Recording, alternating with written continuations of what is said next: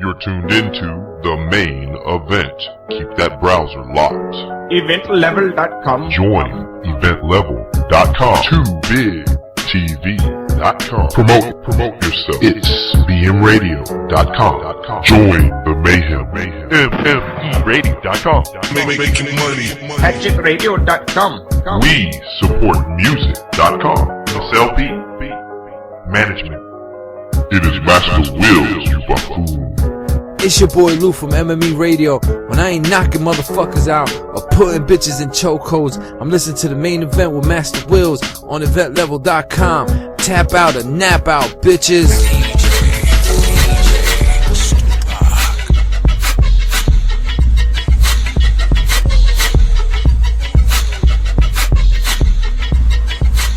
Hey yo man, Charlie Murphy, Free Love. Eventlevel.com, check it out. They plant the seeds in his hat, sparkling flame. Event Level TV. What record is that from, huh? Begin. What's that? Tupac. They plant the seeds in his hat, sparkling flame. Hail Mary. Hail Mary. Run with me. Hail Mary, can't come with the seed. They plant the seeds in his hat, sparkling flame. Made me going kind of crazy, just a dirty shame. Nah. You're tuned into the main event. Keep that browser locked.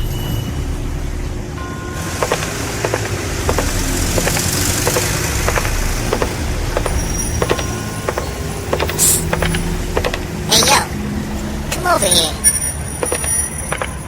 Yeah, what the fuck, dude? Hey, you MasterWillz? Yeah? Hey, try some of this shit. Dude, what the fuck is this? It's the main event. Okay, let me see.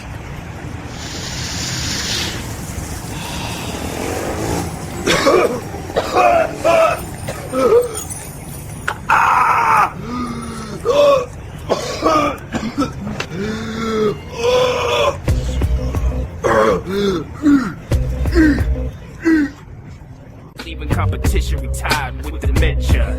Helter Skelter, the art of Sun Tzu's mentor. Supernova, a star's born, getting these hoes heads to turn. Superstars, celebs, and MCs with sick flows. Step your promo game up, MasterWillz main event show. Now check it, I got a squad so thick. Ragamuffin Rick Gold, got that fire to spit. Levy down ass chick, drew a pimp cam click. Blaze one, grew up this mad indie shit. So drop the bass and raise the treble. I'ma let my boy DB elevate your mind to the next level. I keep my eye on the street like an eagle. My name is DB, and yo, I listen to the people. Main event tonight, my whole clique tight. Dresses fitted and cufflinks ignite. Hottest talent, illest shows. Every single week you know it gon' blow. Now hold up, wait a minute, I'm stuck. I am an artist who raps and no one gives a fuck. I know I need exposure, my promo game up. Hit DB at event level to fill your pimp cup up. Ice, chains, grills, guns. Tune in the main event if you seek number one. So this goes out to all my players and pimps, getting more greenbacks than the fag you print. All that gangster shit, so don't try to compete. Main event, ear to the streets. Sit back and relax and let the blunt burn slow. Here we go, main event show. Bruce Leroy glow, stepping toe to toe. Mortal Kombat combo, MasterWillz with that fatal flow. Fuck all you motherfuckers, no homo. I pledge allegiance to the swag of the main event show in the Indie Republic, not to brag. That's where all them pimps go. See, other web shows done came and went. Couldn't unfold or pay the rent. And lo and behold comes main event. In other words, you're welcome. EVENTLEVEL, that's how we spell better. Better than who? Getting your female wetter than you can get her boo-hoo. We gathered a few of the finest, put them on Skype all at the same time, which we then provide with exclusive interviews and music. You should find and use it. It is MasterWillz, you buffoon. It's time for the main event show. Spinning the best in hip hop, indie hip hop, real hip hop shit, man.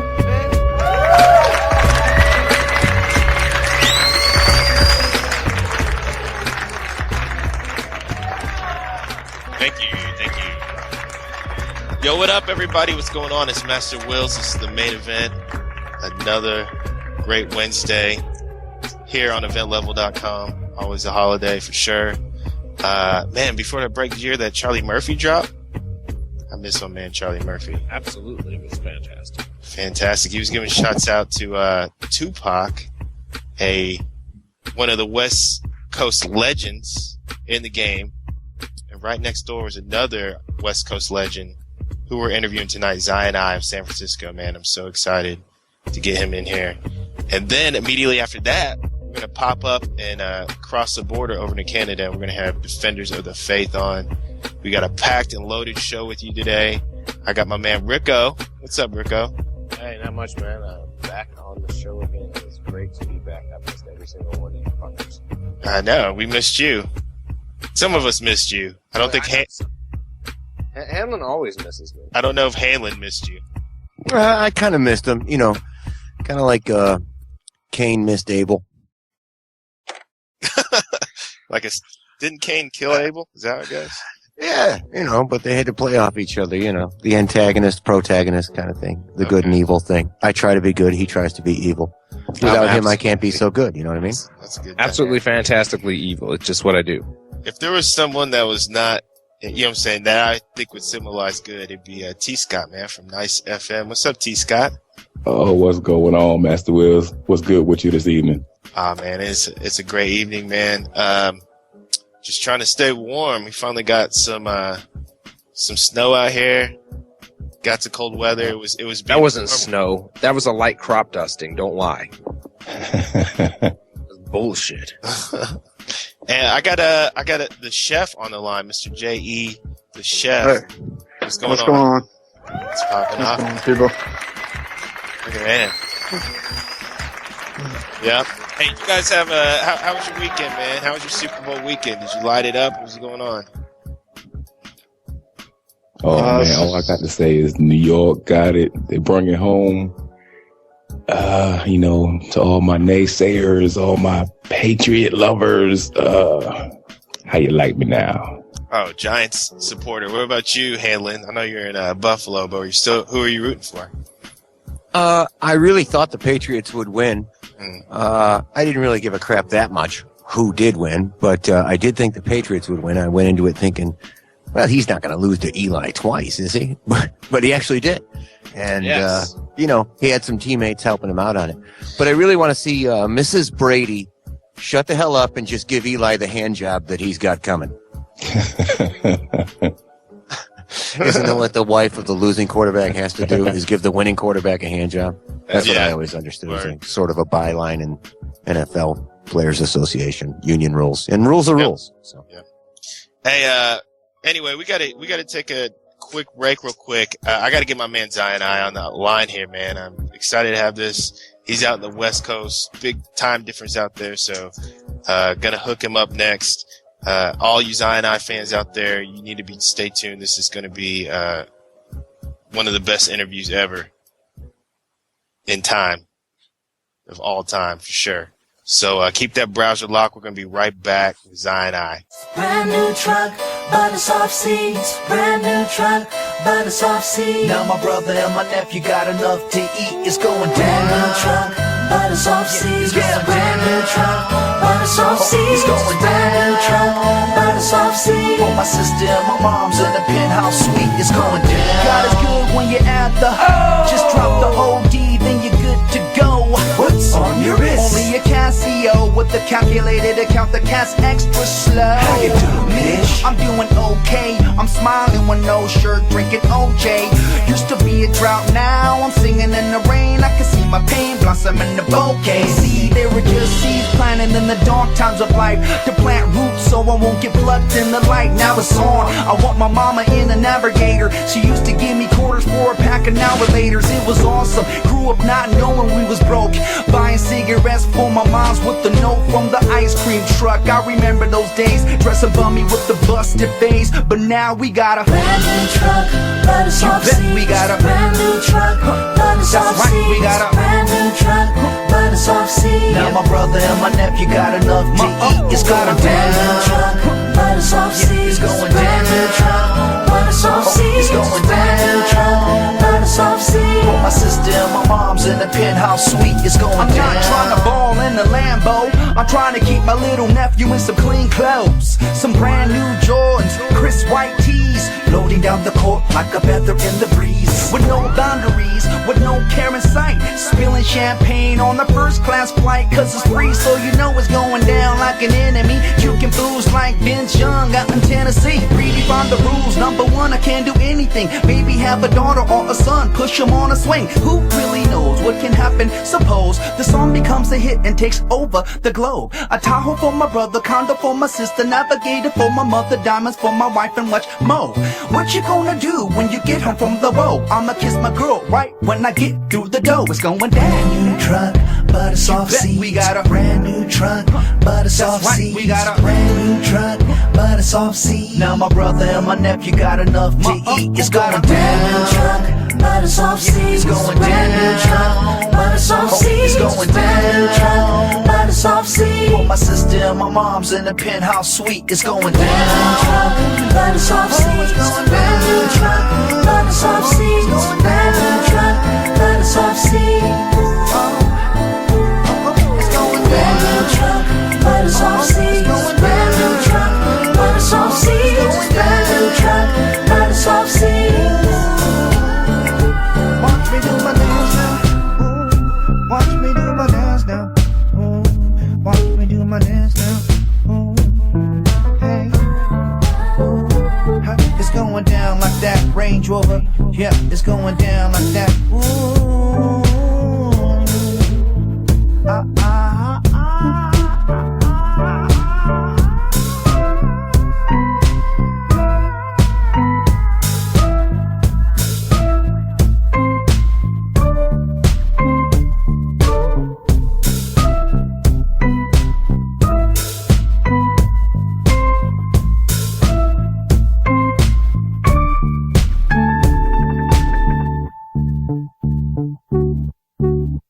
You're tuned into the main event. Keep that browser locked.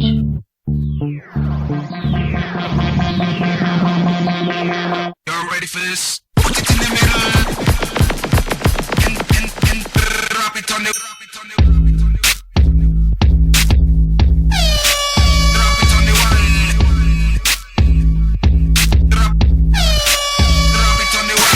Don't drop the ball, just drop your jaw. We'll drop a jewel, he'll top a fool. Sit and spit and aware of unwritten rule. Script and addicting diction, good for you too.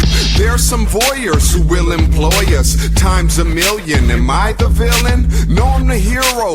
Keep this clear, so when I get near those speakers, your ears go closer. Drop it on the one we're supposed to interfere with this here, we'll roast ya.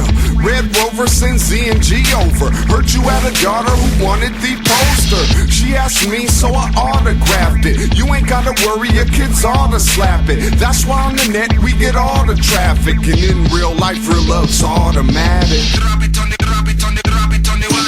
Drop it on the, drop it on the, drop it on the wall. Drop it on the, drop it on the, drop it on the wall. Drop it, drop it, drop it on the wall. Boy, boy, boy, boy, boy, boy, boy, boy, boy, boy, boy, boy, boy, boy, boy. Put the needle to the skin. Let me begin when the ink sink and dive in deep in infinite. I extend past dimension 3D. See, I'm ballin' ESPN. I'm just starting like to spark them on a bench in the park. Collar CM. I'm raw like a mineral, red like gin. Find me in a dark club where I'm pop locking. I'm so metaphysical. Now roll up the blender. Cop you a squad while I change Clark Kent. Fresh out the phone booth, walk like pimp. But I love my shorty, so the boy no simp. Boy no tempt me with the slackness. I feel so relaxed. You a prick like cactus. Go home practice. I feel for the boy. Light and protection. Hope you feel more joy. Drop it on the, drop it on the, drop it on the wall. Drop it on the, drop it on the, drop it on the wall. Drop it on the, drop it on the, drop it on the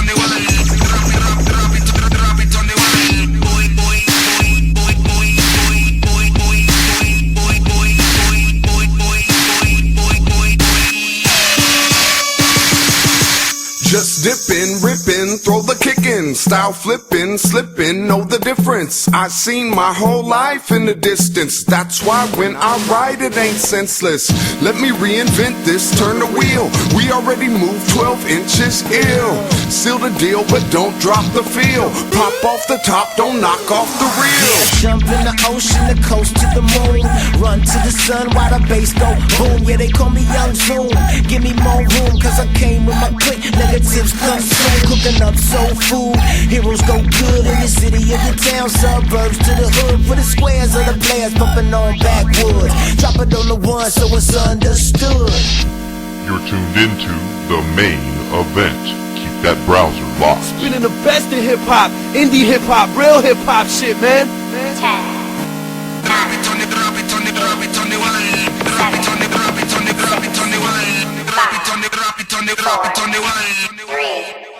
10.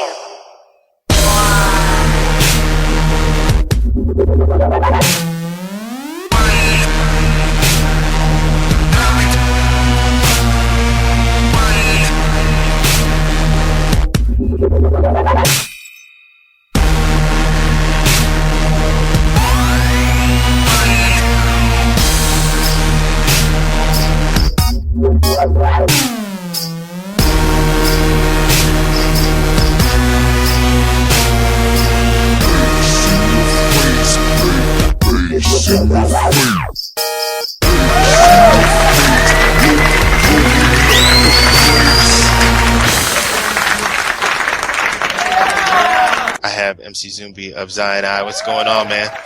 Yo, what's cracking, man? How y'all feel? Okay, feeling good, man. I'm feeling especially good after that last joint I heard. Okay. I didn't want it to end. I know, man. That's sick.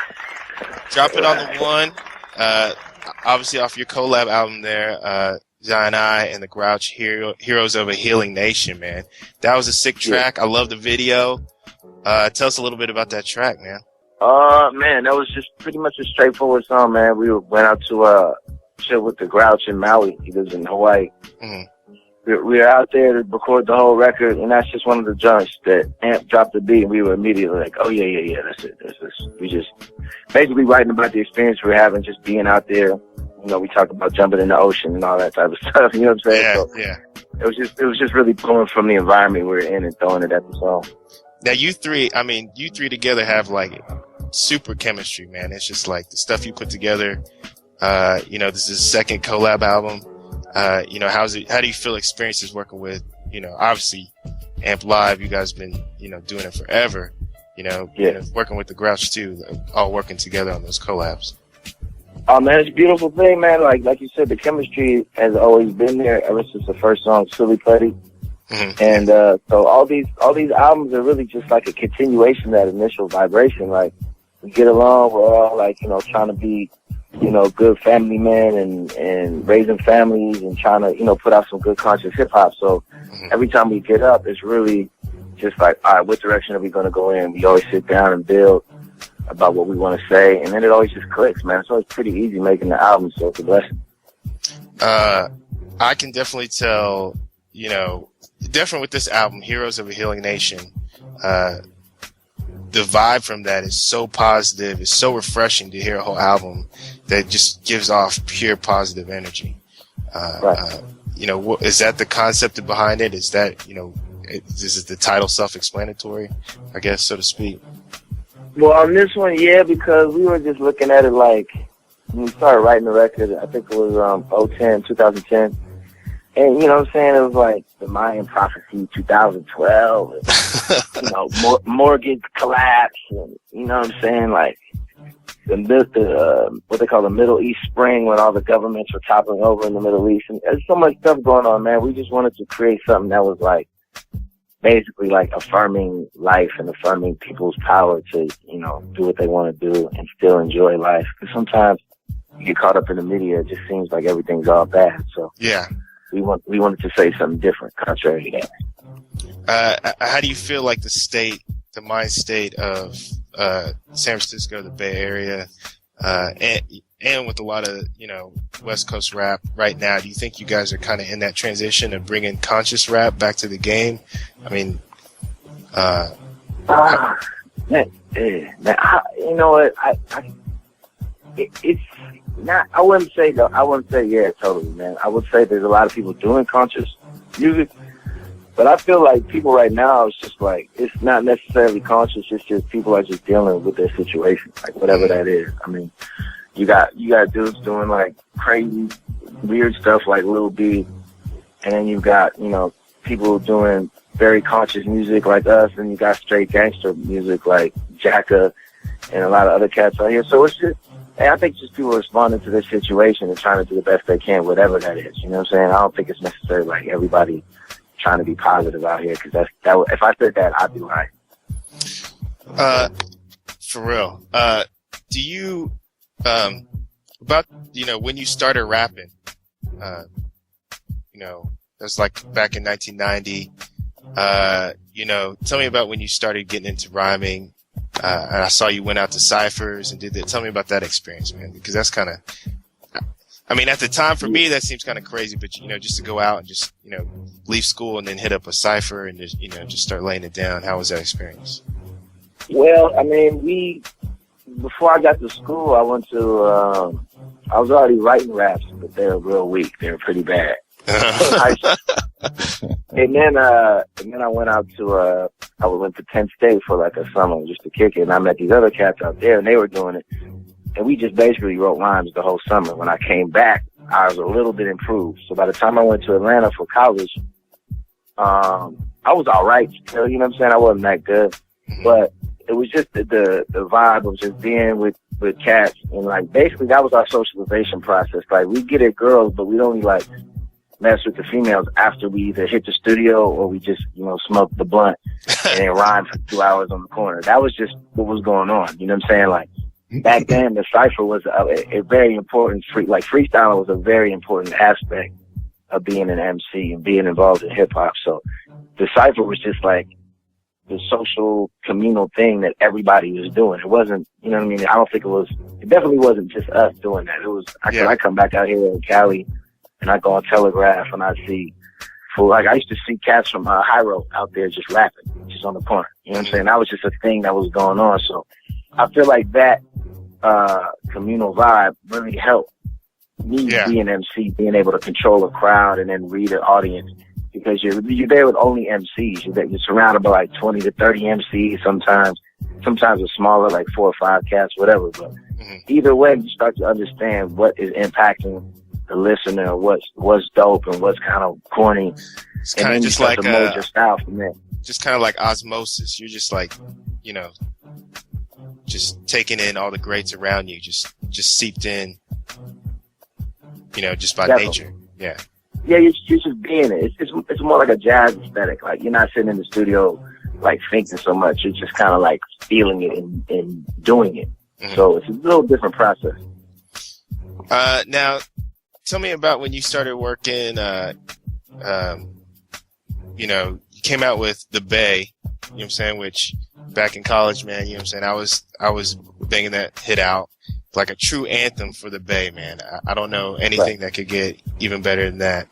Tell me a little bit about that, when that single hit and how it spread, where you did that kind of take you off, Man, honestly, not really. I mean, it was interesting because when we made that song, we made it to be that. And it's dope that it actually became what we wanted it to be. When I heard the bass line, it was just like, the Bay Area was in a very transitional moment. Like, the hyphy thing was already big out here in like 03, 02. Yeah. But it didn't really come to national prominence in like 06. So when we were vibing off that song, The Bay, it was like basically in the middle of the whole hyphy movement. So we were just talking about what we were seeing going on, but nobody else had really seen it yet around the country. It was just like a real regional Bay Area thing. So we were just kind of talking about the movement. And, we did the original song, and then, we gave it to the radio, and they weren't feeling it. So then we were like, all right, let's do a remix. And we did a remix with a bunch of other cats like Clyde Carson, Casual, Turf Talk. And that got to the radio out here. And then once that got to the radio, all of a sudden they started playing the original. So it was like it was a good process, man. It was dope to see that, we thought about it, and then it actually happened the way we conceived it.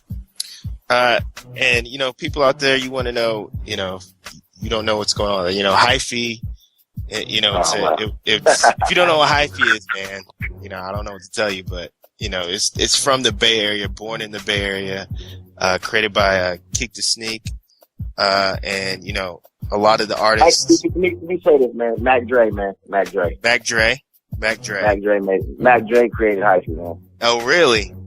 Tell me about that. Tell me about the creation of hyphy, because there's so many artists out there. You know, you got E40, Too Short, Loonies, a lot of these people, you know, obviously Mr. Fab. Tell me about the hyphy movement being during that, you know, around during that time while this movement. Well, it's crazy because Mac Dre been around since the 80s, man, like the late 80s, and he's always been like a pioneer. Kind of just like Too Short, but maybe more underground version of what Too Short was doing. But Dre was dropping all these records, like, he was like a cult phenomenon, basically, out here. Like, he was one of the guys who could tour. He could, you know, go to all these weird little locations and packed houses, you know what I'm saying? He was a hood dude, but he appealed a lot to the suburban kids as well. So he had this big crossover appeal, but he was still very underground. He died just as the hyphy, like right before the hyphy thing blew up. And his song, I'm in the building, not feeling like, you know, feeling myself. That song basically was a catalyst to help bring hyphy and make it really popular. But he died right as that song was dropping. So it was just interesting because if you look at all the hyphy records, they all reference Mac Dre playing. Yeah. And they all reference Mac Dre because he was the dude who was doing it and was kind of like bringing it out, and everybody basically mimicked him. When he died, everybody mimicked him. You know what I'm saying? Does he still, I mean, like, you know, what I was looking up around, you know, kind of what was going on, they gave Keek the Sneak a lot of props for being the creator of it, but it was really originally Mac Dre's, what you're saying, was really the grandfather. You know, in my humble opinion, you know, shout out and respect to Keek and all that, but to me, Mac Dre had been putting it down. Keek is an OG too. Like, he's been around, but Mac Dre's been around longer than him. And like, I feel like Mac Dre with like the dreads, shaking the dreads, the gold teeth, the sideshow, Ghost Ride the Whip. That's all. If you look at a video, if you check out a video called Trail TV, Treal TV, and it's probably on YouTube. Yeah. You can see like it's old school, but it's doing everything that hyphy was doing. You know what I'm saying? And it was like a couple years later that the hyphy movement actually really like came together and started like embodying all these concepts. Do you think you kind of, you know, because you and Amp Live got together and doing your own thing, and your first album, the Mind Over Matter, you know, one of the originals, the classics, Mind Over Matter. I see a lot of like kind of feel of a drum and bass. I mean, Amp Live brings that kind of futuristic, incredible, you know, strange beats and melodies that he's put together in his genius mind. But do you think you kind of, over your progression, do you think you kind of absorbed a lot of hyphy into your music? You know, kind of absorbed that into your style too, or? I mean, definitely at a point, man. Like, that's one thing Zion and I you know, even being in the group, I see is that we definitely vibe off the things that are cracking around us. From, you know, when we started, like you said, it was drum and bass, and then as it moved forward, you know, we kind of got into live music, and then the next album, True and Living, was more of a true school aesthetic, and then after that, it kind of moved into the hyphy thing.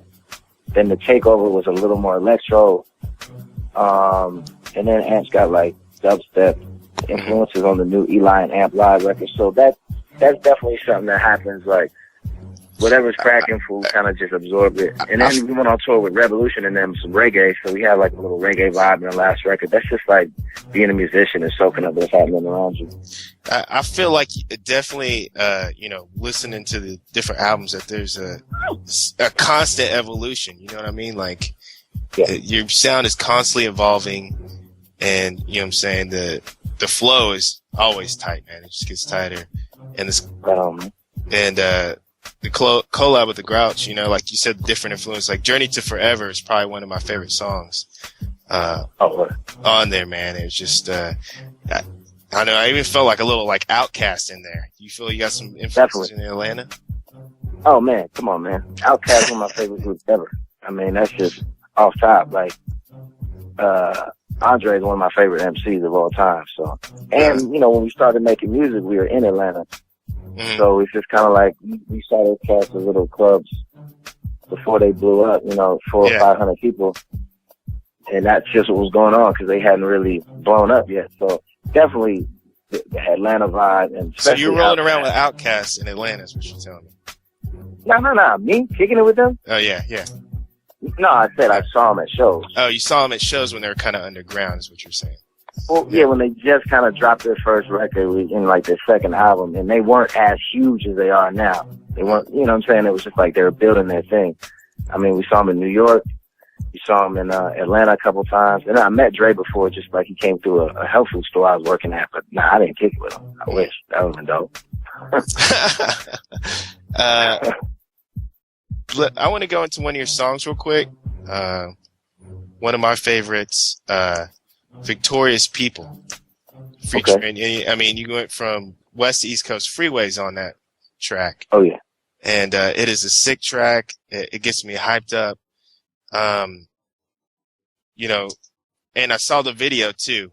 You know, I don't know if that was kind of something that you worked together. It was like a video with people skiing in it, doing sick tricks. Oh, okay. Like, yeah. Yeah. Tell me about that track, Victorious People. And let's go into it. Let's listen to that track real quick. And can you kind of premise that for me? Basically, man, it's like a very soulful melody, and Ant played that for us. Once again, we were in Hawaii chilling, and as soon as we both heard it, it was like, just thought of the hook instantly. It just sounded like some triumph, like you overcame a big challenge and you won, like you're a champion, world champ, you know what I'm saying? Mm-hmm. And then we just thought Freeway would be a dope addition to that because his flow is so different than ours, and it kind of represents something different, but it's like, we all experience that feeling of triumph, or at least hopefully all of us do at some point. And, you know what I'm saying, we wanted to communicate that. Awesome, man. Let's get in this track, man. Victorious, my man Zion I, The Grouch. Let's hear it, man. Freeway, right here, main event.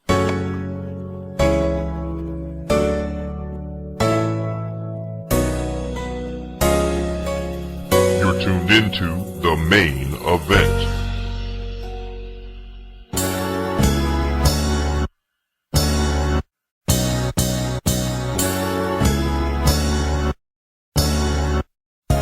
Somewhere in my life, I made the right choices. Listen to myself, obey divine voices. Coincidences, see I perceive extensions of myself. Complete my lessons without pretension. Bare knuckle bone to bone. I know my faith gon' lead me home, so I roam long gone. From mountains leaping, wide awake, no time for sleeping. We seek it. I feel like $1,000,000, but I ain't in the tux. It's natural and raw, strip it down to the core. It's pure yet deluxe. Now it ain't stuck in your town, y'all get it now. Don't run a race, we run a globe. Friend or foe, I ain't gotta hate, I just spit it proud. Celebrate a winning attitude and success. One by itself don't exist, give it up, yeah. The time is now, get down, victorious people. Head high, pitched up, stand proud, victorious people. Winning right now, we winning right now. Winning right now, we winning right now. Winning right now, we winning right now. Winning right now, we winning right now. Yeah, Philly freezer, the flow cold. No pretender, I'm the winner all year, North Pole. In fact, you can label me the Rick James of rap. I work hard to bring y'all ears pure soul. Soul of the lost slaves, not phased by the fame, not dazed by the sparkling chains and solid gold. School of hard knocks, past class, make the honor roll. Now it's time to conquer my goals, make a lot of cash. Victorious, we rip audiences, we get big roles, fans get autographs. We glorious, cause we bring audiences real life experiences worth much more than math. Yeah, let me add it up. Philadelphia freeway, free your laughs was on replay. Step back with hip hop back, no delay. Diamond in the rough, next up you can trust it's tough. The time is now, get down, victorious people. Head high, pitched up, stand proud, victorious.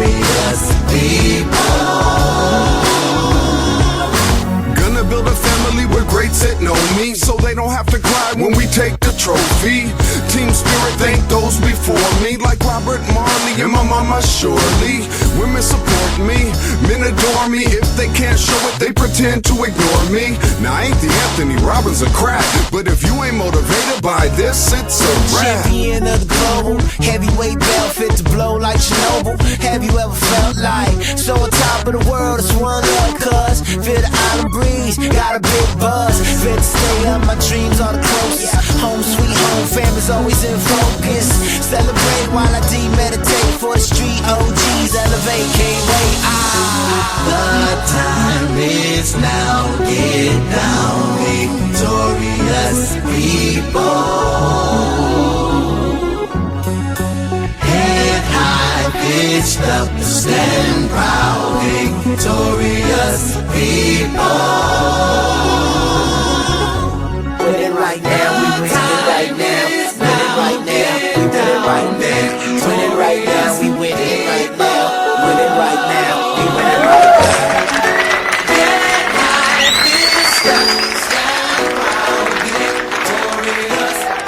Oh yeah, feeling that right there, feeling victorious. Got my man Zion I on the line. You just heard Zion I and the Grouch. Man, victorious people. Freeway. Sick song, man. I was loving it. I love the collab. You know, the collab is Heroes of a Healing Nation. You need to get out. You need to get that. You need to cop that. Your other collab, Zion I, Heroes of the City of Dope. And, you know, my boy, Blaze One, just hit me up, man. He's out of Germany, all the way in Germany, overseas. You're like worldwide. He wants to know, when's the next Zion I Grouch combo to hit up the trilogy? He's just fiending. He's already fiending. When's that coming? I feel you. Oh, man.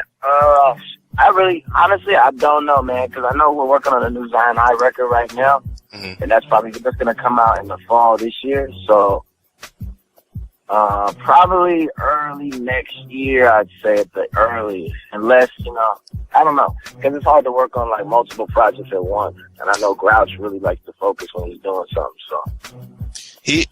You have a lot of great music. You got a lot of resume, a lot of albums out there, all special. And, you know, your last album, Atomic Clock, sick, man. It was truly a masterpiece. But you said, tell me about this new album you got coming out. And you're dropping it this year? Definitely. It's coming out in the fall, man. It's a new Zion I record.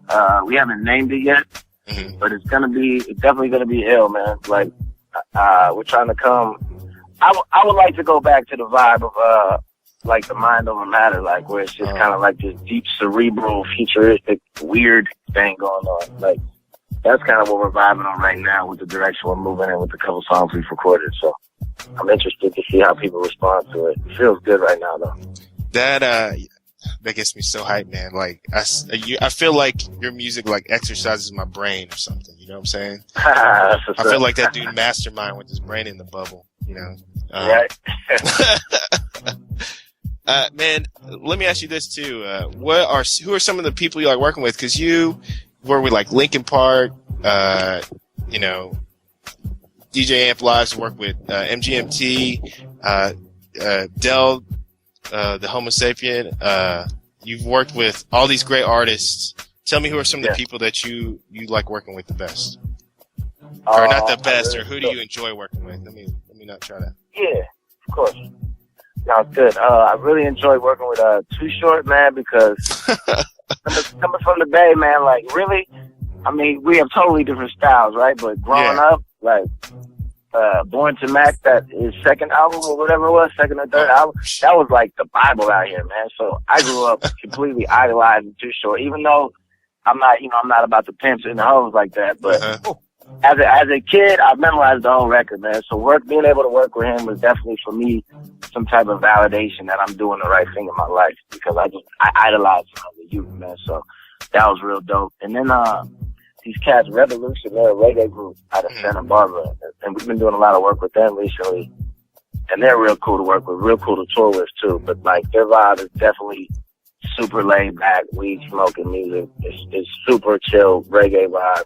It's not even like anything we do either, but it's so different that I really appreciate the collaborations we make. And also, Bass Nectar is dope to work with because, once again, his style is so different than ours. He's like hardcore, electronic, like dubstep, and just kind of like hard dance music. And when we hook up, he's probably going to have some stuff on this new record we do. Yeah, now you had Champion. Yeah. Off the Versus mixtape, sick track. Yeah, that was by Bass Nectar. Yeah, with Bass Nectar.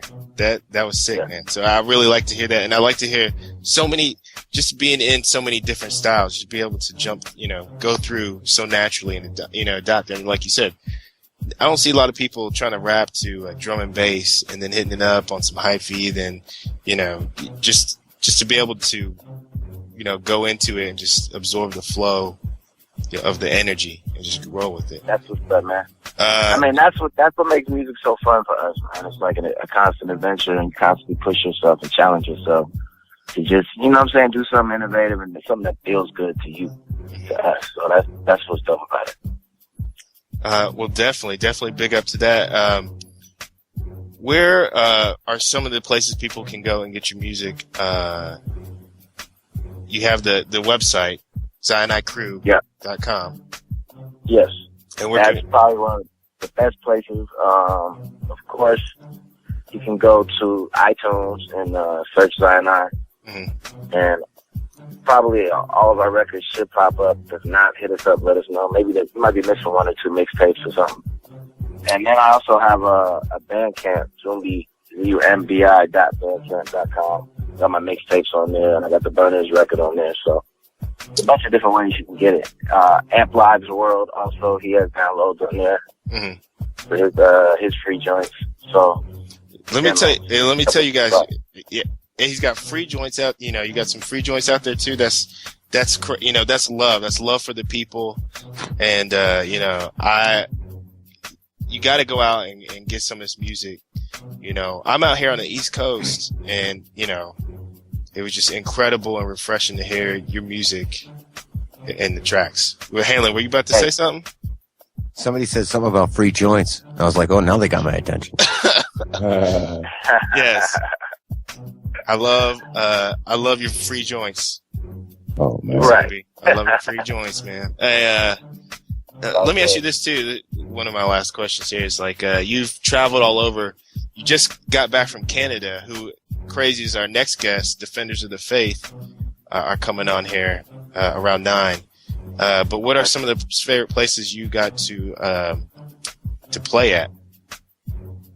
Man, love London. London's like such a heavy music city, man. Like when you go out there and perform, you can just tell people they know what they're doing and really appreciate music. Sao Paulo, Brazil was super crazy.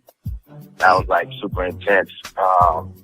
Just like a massive city and just so much culture and very different from the United States. Also, Tokyo was real fresh.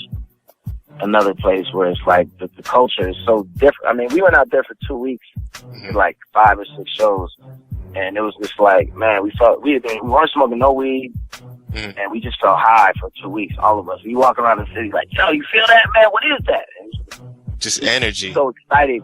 Just energy, man. I don't know what it was at that time period. I don't know what was going on, but there was something real like magnetic about being out there and like traveling and doing music, doing shows, being able to soak up a whole different vibration and culture, man. That was real dope. All 3 of those sound tight. London, Tokyo, and Brazil. I don't even know which one to choose. You probably, I don't know. Brazil seems like would have some good scenery out in the crowd. Oh, definitely. Crazy.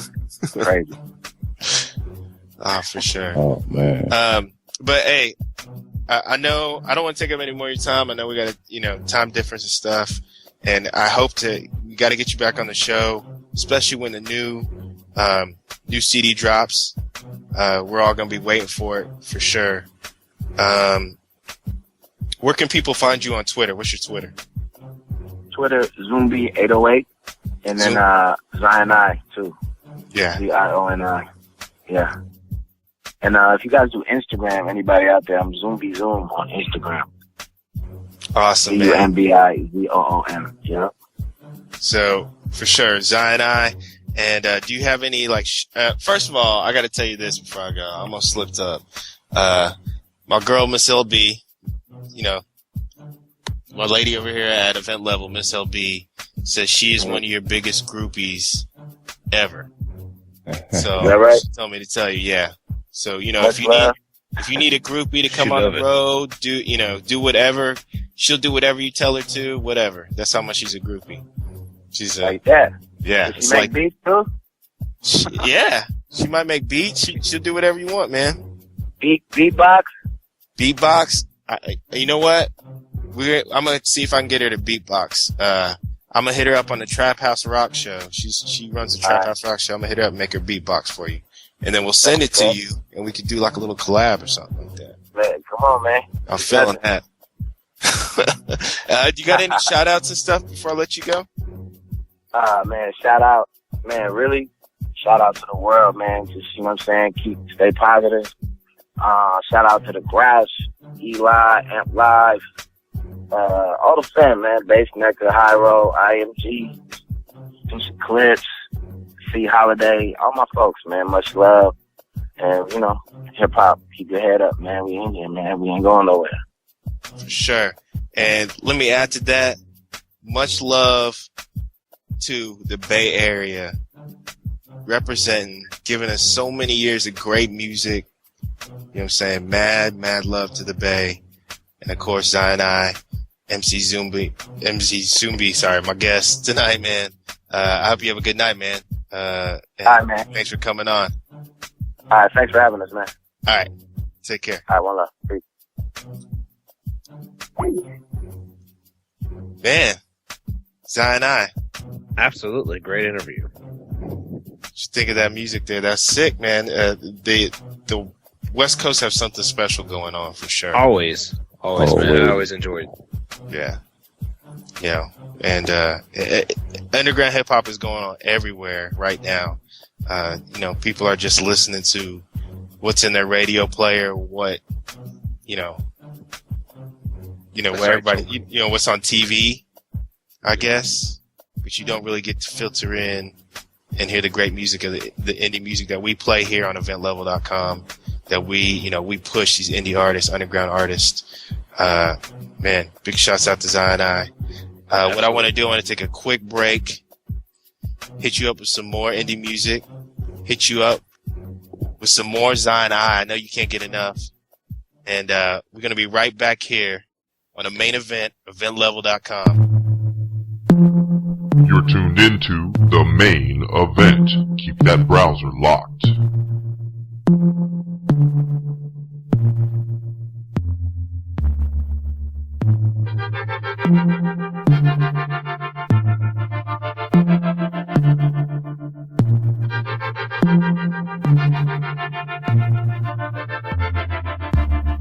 Is it a journey to forever or a forever journey?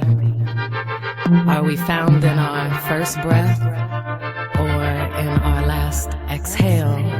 Must we return to the same sacred ground, bathing each wound only to return to our quest? Is it one lifetime, many lifetimes? Searching until we stand still in awe of our own glow.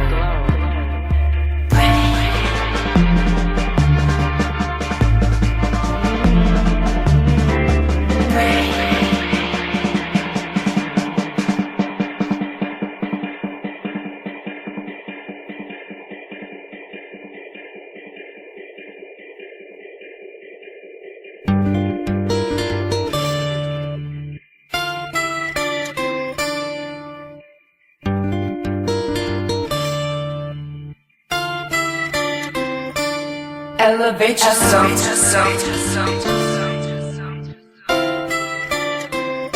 The mind stays aligned. When I get there, I swear I'm elevate yourself to the next flight. Just cruise. The mind stays aligned. When I get there, I swear I'm elevate yourself to the next plateau. Just goes. The mind state tonight. Nobody knows but me. When I get there, I swear I'm home. Last bag in the van, I'm leaving Oakland. I picked my lady up in San Jose, baby, she's smoking. Headed down to 101, we watch the sunset. I'm smiling while driving, she undressed. Ease off the gas, so I'm rolling at a snail's pace. Ocean Pacific, yeah, I got a whale tail on my face. I bumped the bass, she took a taste, and now I'm 35. So many memories, my life like that early drive. I live in paradise, I don't wanna die. And so I vow the destination, yeah, it is the drive. This meditation transcends limitation. The music's invitation for you to heal the nation. I build vacations on a daily. I won't be stuck inside a jail cell. Hell no, you crazy? And if you're stuck inside a jail cell, then breathe in. Breathe out, white flight, start believing.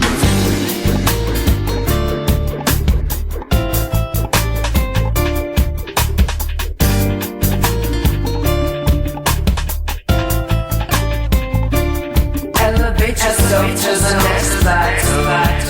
Just goes. The mind state tonight. Nobody knows but me. When I get there, I swear I'm home.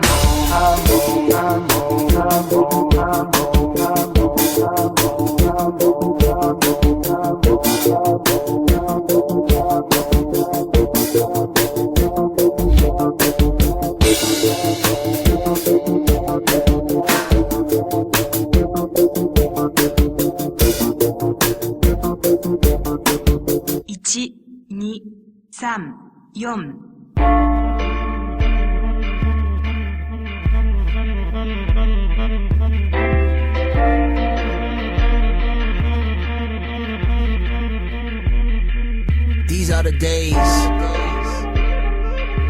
Some say end times. I say beginning. Be not moved by false prophets and hate mongers. For without fear, they cease to exist. This is the great changeover. The evolution of humanity. Play your part.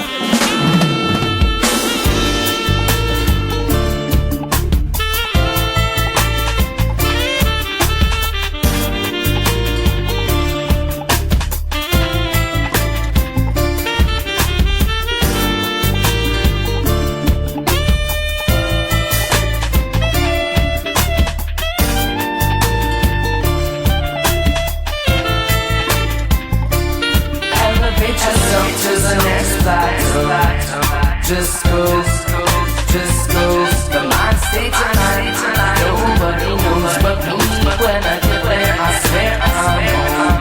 Elevate yourself to the next plateau. Just goes. The mind state tonight. Nobody knows but me. When I get there, I swear I'm home.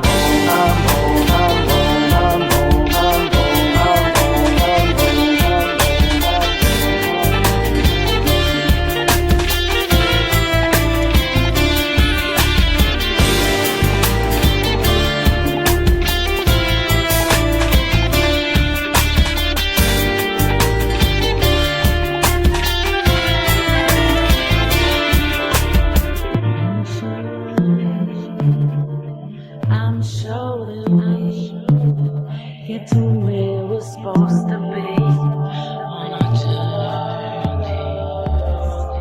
I can see we all wanna be free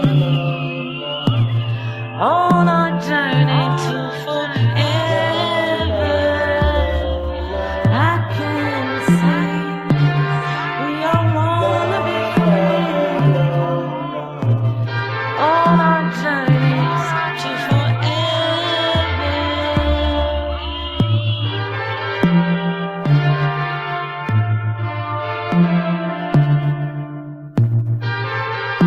EventLevel.com. Join eventlevel.com.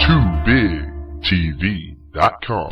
Promote yourself. It's bmradio.com. Join the mayhem. mmeradio.com. Making money. MagicRadio.com. We support music.com. MsLB. Management. It is MasterWillz, you fuck.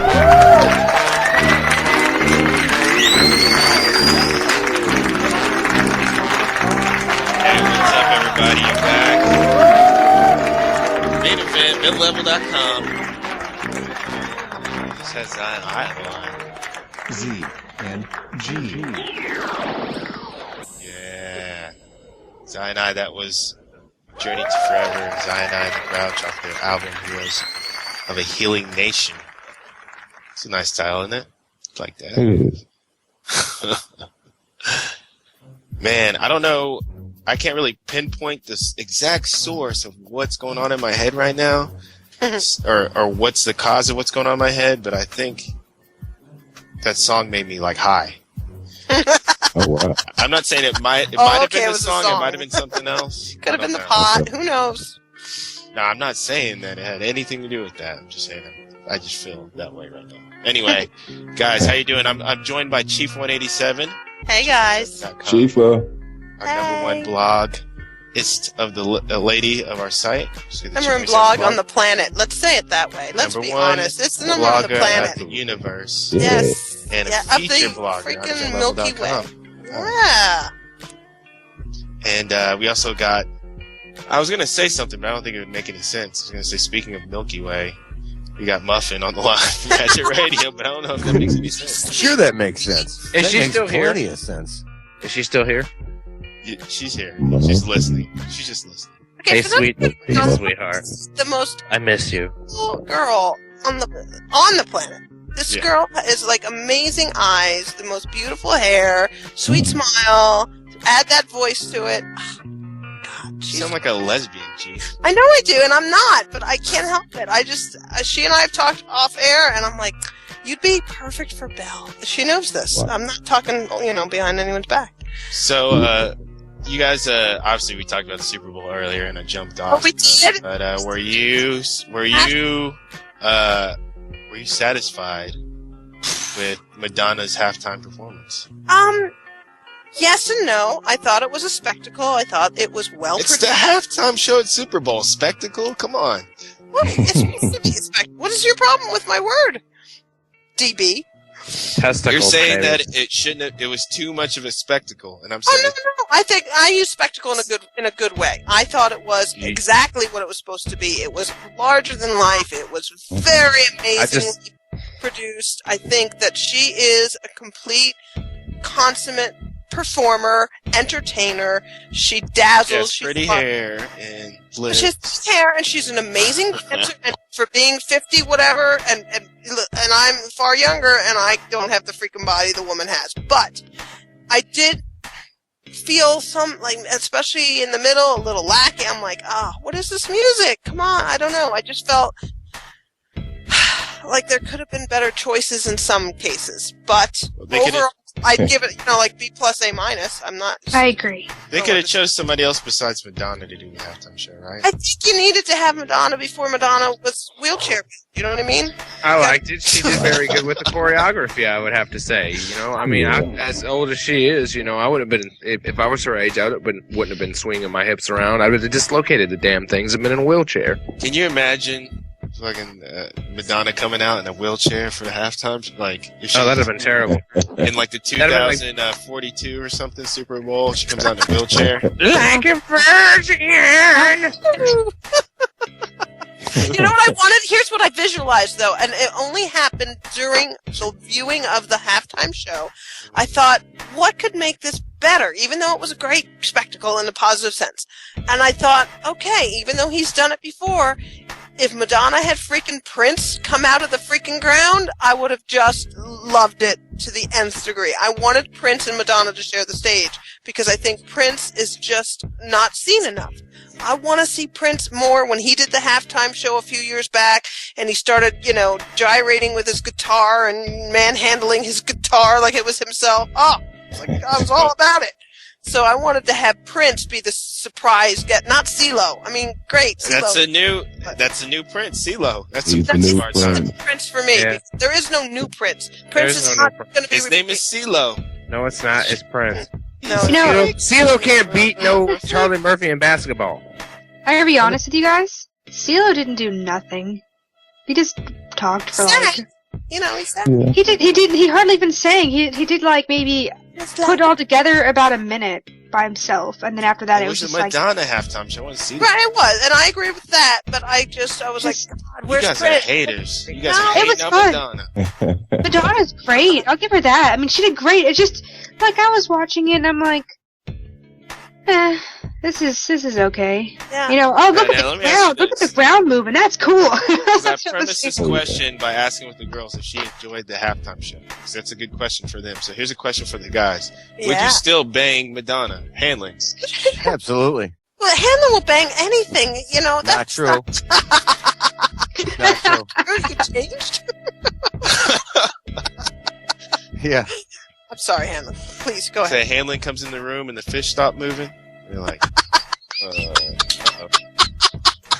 Hanlon's freaking like that, dude.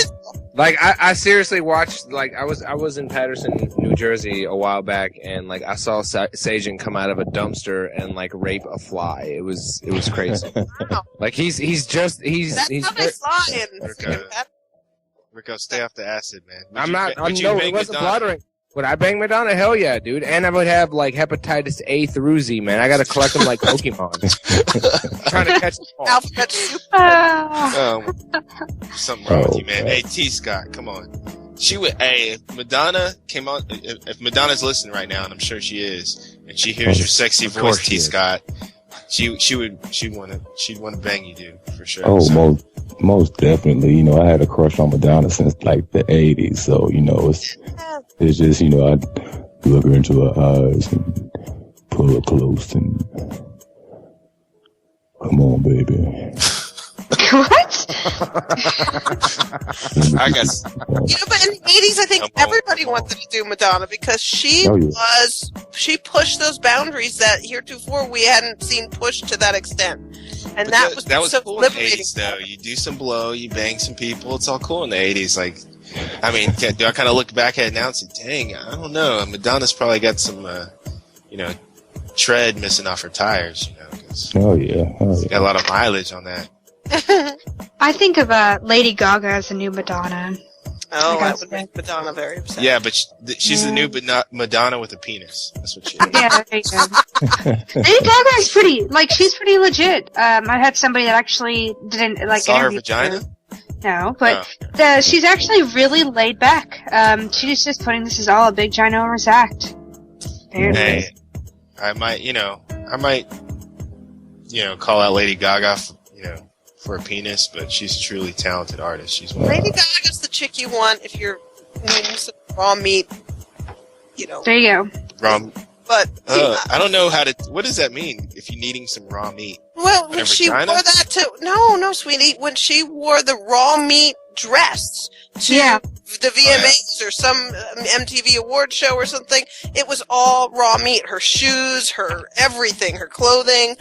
I mean, that's who you call if you want avant-garde bullshit. But That's retarded. I don't know. She scares me. She does scare. She's scary. Yeah, sexually. Rico, that's some shit that Rico would be into, man. But that's right. Banging girls with meat carcass, whatever. Anyway, guys, hey, I got to take another break. Wow. I know, but we got to get the Defenders of Faith on here. They are from Canada, Vancouver, Canada. So we are jumping continent to continent. Well, not continent, country to country, and continent. We're all over the world. Yes. So. Oh yeah. Oh yeah. So let's take another quick break. Hit you up with some more hot indie music, which we've been spinning all night long, and we're gonna get Defenders of the Faith on the line. Be right back after this break. Main event. You're tuned into the main event. Keep that browser locked. Yeah.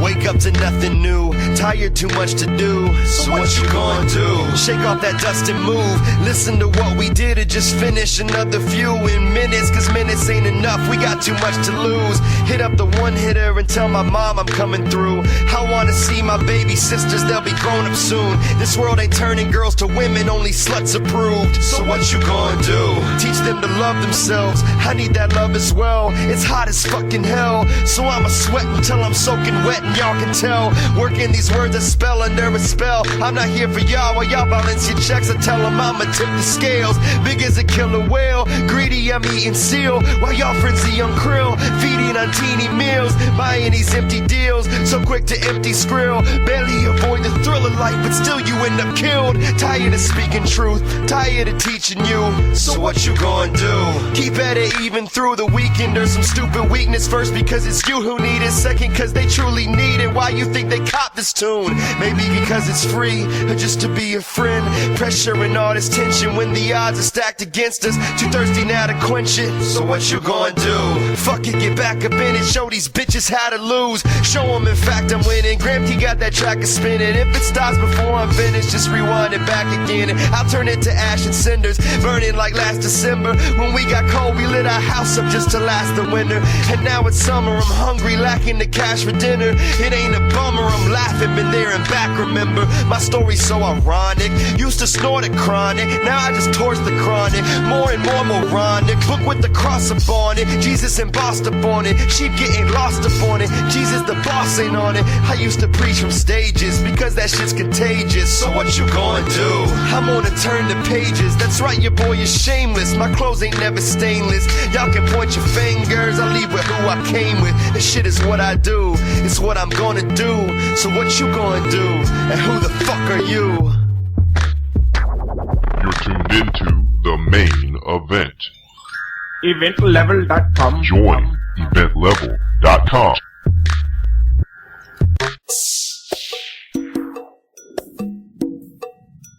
Spinning the best in hip hop, indie hip hop, real hip hop shit, man.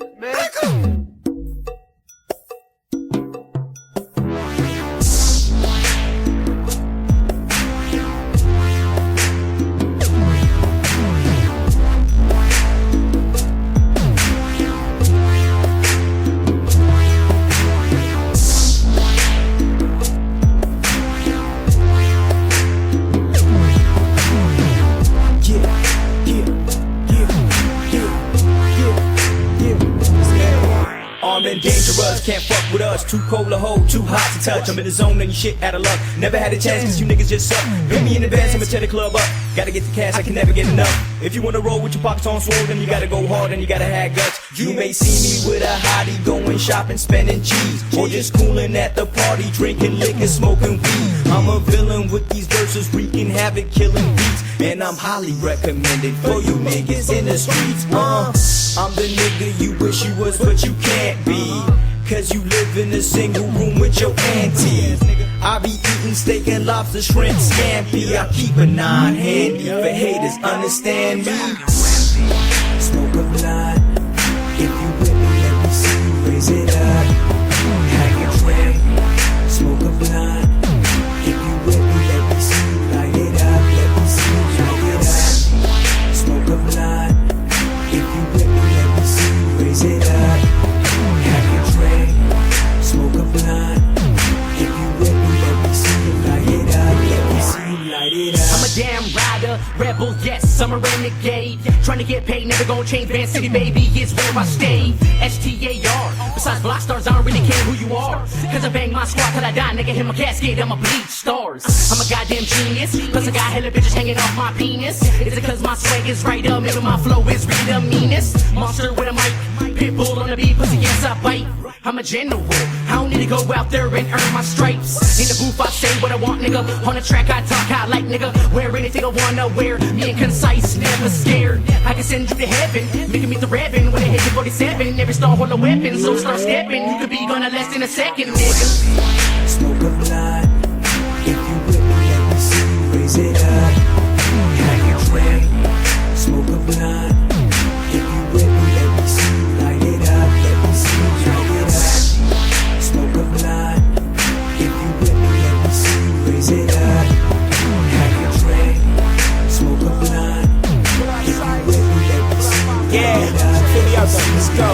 Which nigga wanna play, which nigga wanna bang, which nigga wanna shoot, let's go. I get my bread, I get some head, I leave them dead for show. I'm on my shit, I'm riding like a roller coaster. Block stars, heat wave, bitch, I'm taking over stars. Sipping, smoking, chilling, politicking at the bar.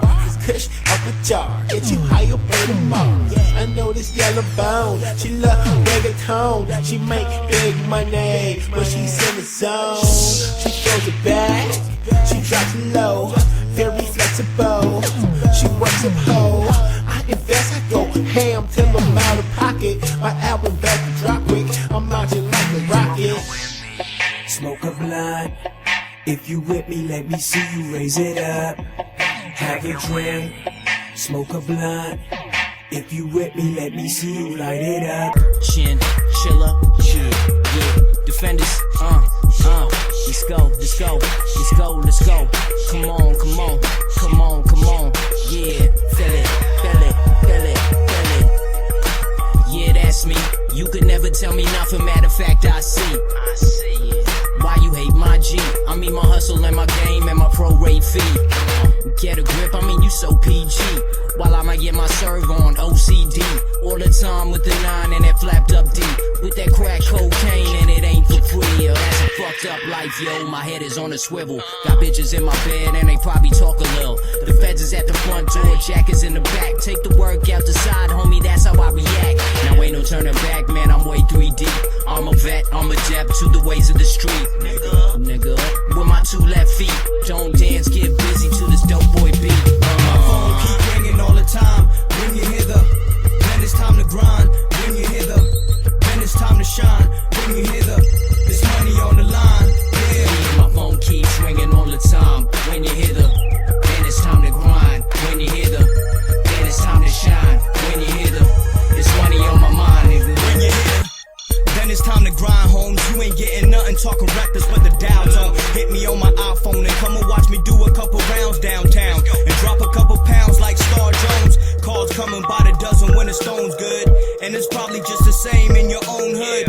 I'm your number 1 problem. Young and don't really give a fuck who I'm serving, like I ain't robbed them. New whips, new chick, I'm a changed man. And broke living was really not the game plan. So get your weight up, nigga, and push your plate up. I'ma dish the rock checks, going for the layup. Show you niggas really what it mean to be a player. And if she rollin' with me, best believe that I'm a layer. Cause she on that D-boy dick, but you ain't never heard a D-boy spit like this. My phone keeps ringing all the time. When you hear the, then it's time to grind. When you hear the, then it's time to shine. When you hear the, it's money on my mind, nigga. My phone keep ringing all the time. When you hear the, then it's time to grind. When you hear the, then it's time to shine. When you hear the, it's money on the line. Yeah. That's the only cause I answer. Better be about money or some bitches in pajamas that got a slumber party ready to fuck and they hammered in they panties. Pop that pussy like my niggas pop Zannies. And if the kind of rich bitch here pop this plan B, understand me? All about that M-O-N-E-Y. If you asking why, then motherfucker, I need not reply. I got the Icarus syndrome, I gotta stay fly. And them checkerboard fans on my swab C cutters with more chains on my neck than there is Wayans brothers. Haters be hating, I know you fools are, cause I'm at bottomless parties like Harold and Kumar. I'm too style, nigga, I'm too down. I chinged in my pockets, cha-ching, know what I mean? Probably not, you probably need a visual. Catch me out in Maui, shit looking like a video. And Spagos with models discussing something spiritual. Then we shall overcome like Martin, huh? Dig me, yo? I'm not satisfied with rapidy rap. Where them fake niggas beef go forth and back. Them rappers lie, and they shit sound whack. I don't watch countdowns, I watch the NASDAQ. Be Lamont and the defenders, where you at? Fan City. My phone keep ringing all the time. When you hear the, then it's time to grind. When you hear the, then it's time to shine. When you hear the, it's money on the line. Yeah. My phone keeps ringing all the time. When you hear the, then it's time to grind. When you hear the, then it's time to shine. When you hear the, it's money on my mind, nigga.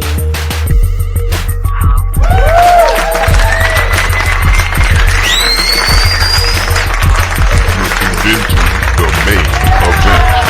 That browser locked.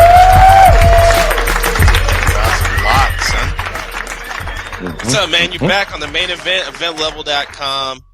Right there, you just heard Defenders of the Faith.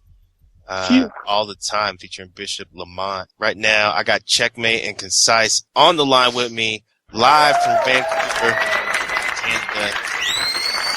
What's going on, fellas? What's up? Thank you. How you feeling out there, Checkmate? Yo, I feel great. I feel great. Thank you, cuz it was kind of difficult to call through, but now that we on here, success, you know? For real. Straight success. You guys are truly some legends in the game. You guys been holding it down for a while. Starting way back to 2001. And if you've worked with incredible hip hop greats, what do you guys been into now? You got the new mixtape coming out? Yeah, we just finished putting out a mixtape, G's Next Door Part 2, the beginning of the year. So we just letting that marinate, but up next is a new mixtape entitled Killer Elite. You know what I'm saying? Yeah. So that's what's on deck. And we also have an album coming out in May. So that's being produced right now. But right now in circulation, G's Next Door Part 2, Killer Elite on deck. Both sick albums. You gotta definitely check out G's Next Door and this up and coming album. Tell me about I was checking out Northern Touch. Definitely a classic.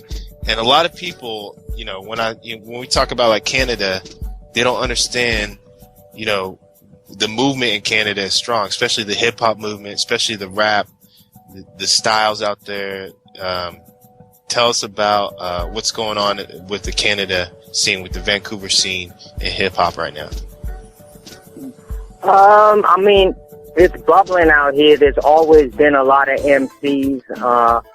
It's weird because we're Canada, right? So there's a lot of East Coast and West Coast influences, even though geographically Vancouver is on the west coast of the map. So we got a wide variety of artists. We're more inclined to the West Coast style of things, but we're really into lyricism, right? So it's a unique blend. But there's a lot of artists doing their thing. We've been doing our thing for like 10 years. Big ups to all the other cats who's like on Northern Touch. Cardinal blew up already. You know what I'm saying? And we're just trying to do it bigger, do more of it, you know what I'm saying? And big Canada up as a whole. We consider Canada like as a state, you know what I mean? So we're repping hard. Real talk, man. Some of the people that you work with, Royce D59 off of Shady Records, my favorite, the Dog Pound Daz and Corrupt, Sticky Fingers, Devin the Dude. How was it like, collabing and working with some of those guys? Real easy for the most part. I got to say, like all those cats you mentioned right there are all like just like real cool, down to earth niggas. You know what I mean? They like hip hop music. They're a fan of the music. All those cases you mentioned, it was just us vibing with them when they were in Vancouver and they were feeling it, and we got them in the studio, and that's how the collabos are. That's how we collaborate. We just collaborate with people we're feeling and kind of, on the same vibe as us. We're not really out there, just calling people up like, hey, you want to be on a record? It's definitely got to be some kind of, some kind of feeling each other going on. So it's kind of like a divine intervention, or I wouldn't say intervention, like a divine meeting where you're just hanging out and you just vibe with them in person before you get together and make music. Yeah, I mean, perfect example. We was just like on a street called Commercial, which is a pretty busy street in Vancouver, and Sticky Fingers was out here shooting a TV series called Blade. Love Sticky Fingers. You know what I mean? And Blade, yeah, I seen that, the TV show. Yeah, so he was shooting Blade out here because they shoot a lot of TV shows out here, and we met him at the liquor store. We were on the way to the studio. He just finished shooting. We bought a bottle of Hennessy, and the rest is history. That's Sticky on the track. Everything did it, you know what I'm saying, out of love. I like you already, man. You drink Hennessy. Oh, yeah. Well, you're a friend of mine. That's your poison, sir. Absolutely, man. I buy the big bottle every time I get a chance. Yeah. That's how legendary music is made, for real. Yeah, that and the Quan, right? Yeah, we were just talking. I was on the Trap House Rock show, one of our other great shows with MsLB. Shouts out to MsLB and ZNF Star. MsLB, by the way, says she's a big groupie of yours also, and says she would like to come on tour and do whatever to make you and Concise happy. Just don't ever. Which means literally come on tour. But I was hanging out with MsLB on the Trap House Rock Show. We had DJ Ron G and his son Young Ron G, and he said like Sticky Fingers is one of his, or Onyx was one of his favorite rap groups. And I have to say Onyx is definitely up there. And Sticky Fingers is nasty talented. And you guys working together, putting that collab together, it's insane, man. It's just too much. The hip hop is just incredible. The talent, the history, everything behind the music is just insane. Well, big up, man. One thing I want to say about Sticky, he is like one of the realest people I ever met out here. He's a real motherfucker. I mean, he shows us so much love. We just seen him like a month ago when he was in town for some reason, and he was like, man, you niggas really, you got people that know enough about y'all, He does everything he can to help us out because he's feeling us. So big up, Sticky Fingers. Buzz, y'all. Tell me about the last full-length album, African Kings, in 2000. Or tell me about the album, African Kings, that you guys put together, Defenders of the Faith.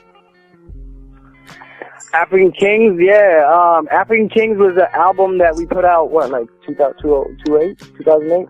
Yeah, 2008. 07, 8, it's just, it was just a continuation of what we've been doing for a long time, which is just, bringing you our version of hip hop music, what we think of it, and that's like dope beats, a lot of conceptual stuff goes behind it, right? We're both African.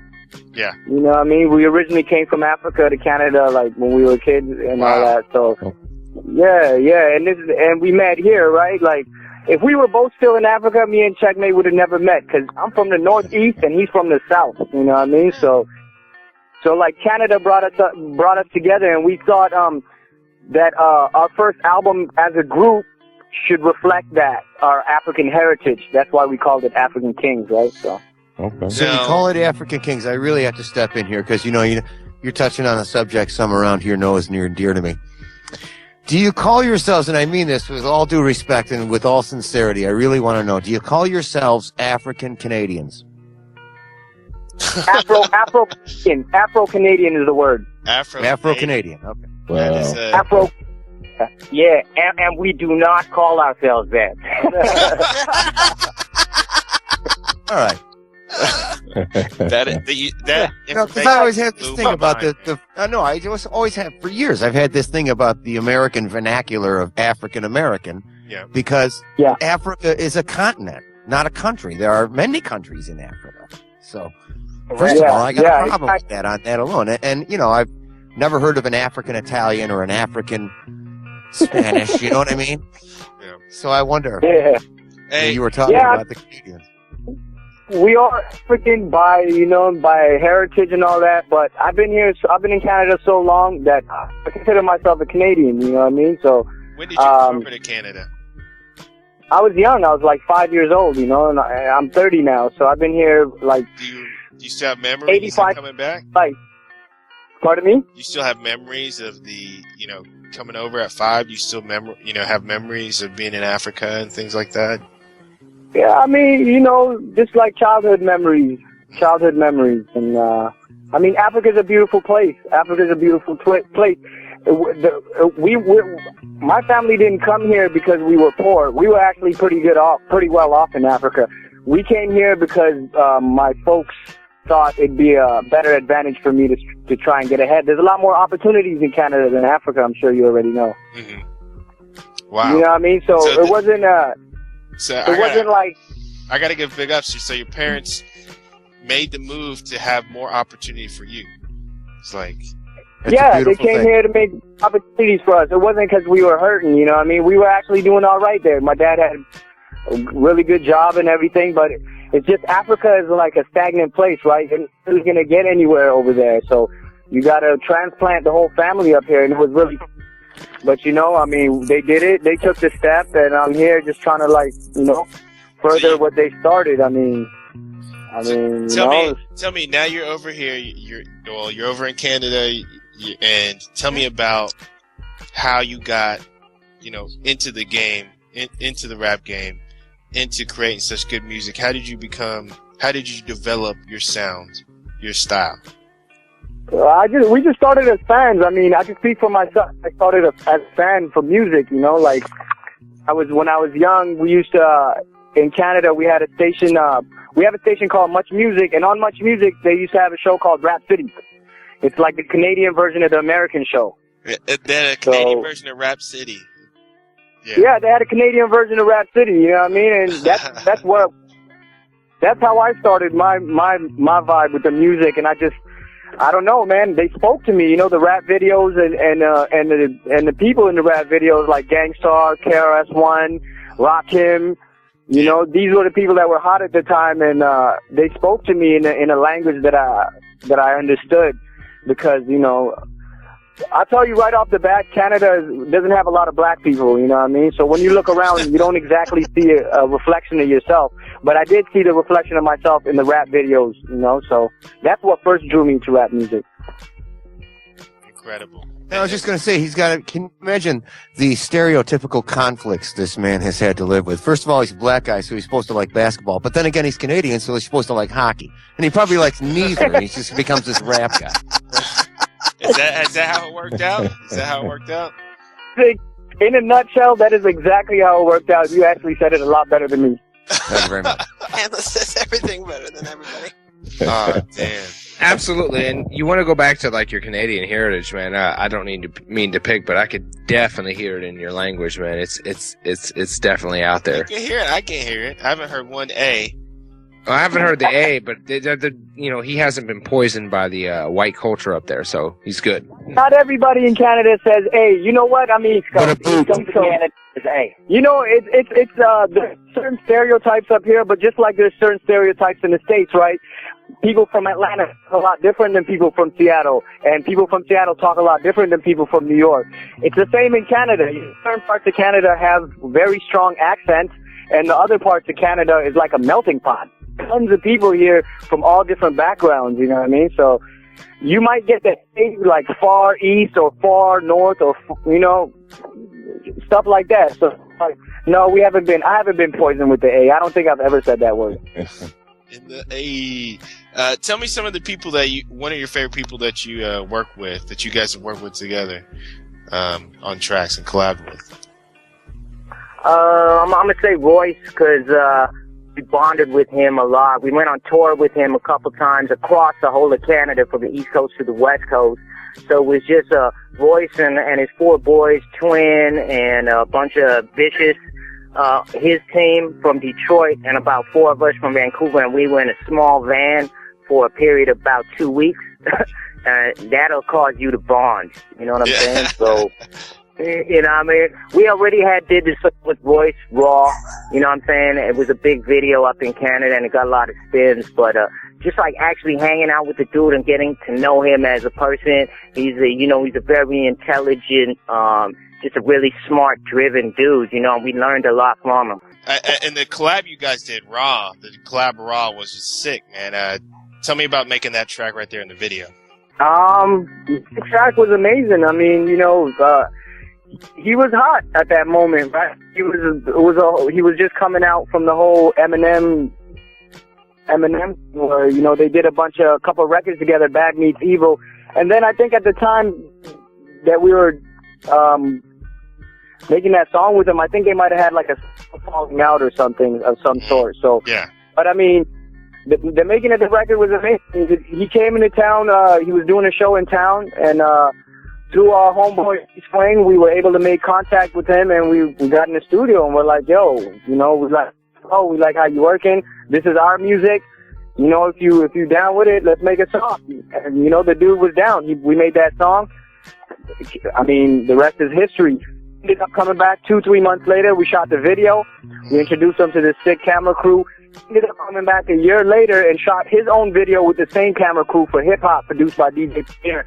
So, he put us on a little bit by doing a song with us, and we put him, because he was able to conduct a lot of business out of Vancouver after that.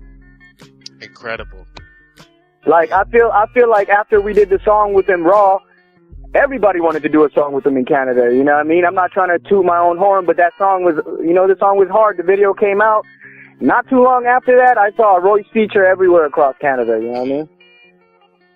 So I think we kind of put each other on like that. You know what I mean? Like we're all obviously artists. We're all trying to push each other's career. Any way we can help him push his career, we're down with that. You know what I mean? So. Yeah. Yeah, he blowing up now, though. He don't need our help. Nah, we need his help more than ever. Hey, well, he's got to scratch your back because, you know what I'm saying, back before Bad Meets Evil, before all that stuff, J-Rock, baby. It was, Royce C9 has been put out there really with the Eminem beef and stuff. Not to take away anything from Royce C59, the guy's an incredible lyricist, incredible artist, but I think a lot of his exposure came out through Eminem, and to hear that that you were able, that you guys did collabs together. I have to say this speaks to maybe the mainstream of the U.S., but obviously Canada's listeners and their ears were able to see, hey, this guy has talent, and he's rocking with Defenders of the Faith, Concise and Checkmate, that they were able to embrace him a lot quicker than U.S. audiences. Do you feel, what kind of love do you feel from the audience from there in Canada? Yeah, you know what? There's no question at any point that Royce is a talented person, you know what I mean? Like, I don't think that was a problem. Maybe it was just M was just blowing up too hard and too quick, and that didn't cross over to him as quick, and it took a minute. But you know what? Proof is in the pudding. He's in the slaughterhouse right now. Got huge records coming out. Got records with Bruno Mars. It might have took a second, but the proof is in the pudding right there. Hard work, perseverance. Those cats never swayed for 1 minute. You know what I mean? We were on tour with them everywhere. These cats never swayed for 1 minute. They stayed on top of whatever they had to do, and now they patched everything up, and everything's working out for them. You know what I mean? Yeah, and also in Canada, they tapped into our fan base, because we have a pretty solid fan base in Canada as a whole. Yeah.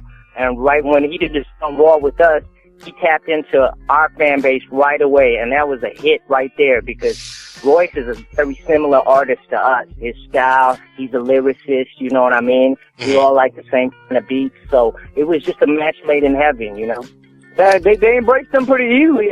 Like I said, good music is good music, and you can't sometimes, artists are humans too. We all have our issues. We might have a bad day, You might not feel good today, so you might not be smiling. That's not to say that you're not a cool cat, you know what I mean? So, at the end of the day, you know what I mean? Good music speaks for itself. The song came out, the video was dope. Everything just came together for us. And, it wasn't a problem for Canada to embrace Royce, honestly. Like, he's coming out here, February 22nd. We're doing a show with him February 22nd. He's already been tweeting how much he loves Canada, you know what I mean? Where's that going to be at? February 22nd in Vancouver, you know what I mean? And Royce gets a lot of love in Canada, bro. Like, he loves Canada. When he's up here, he's good. He's well taken care of. You know what I mean? So. Well, talk about the way that your group, your fans in Canada, and the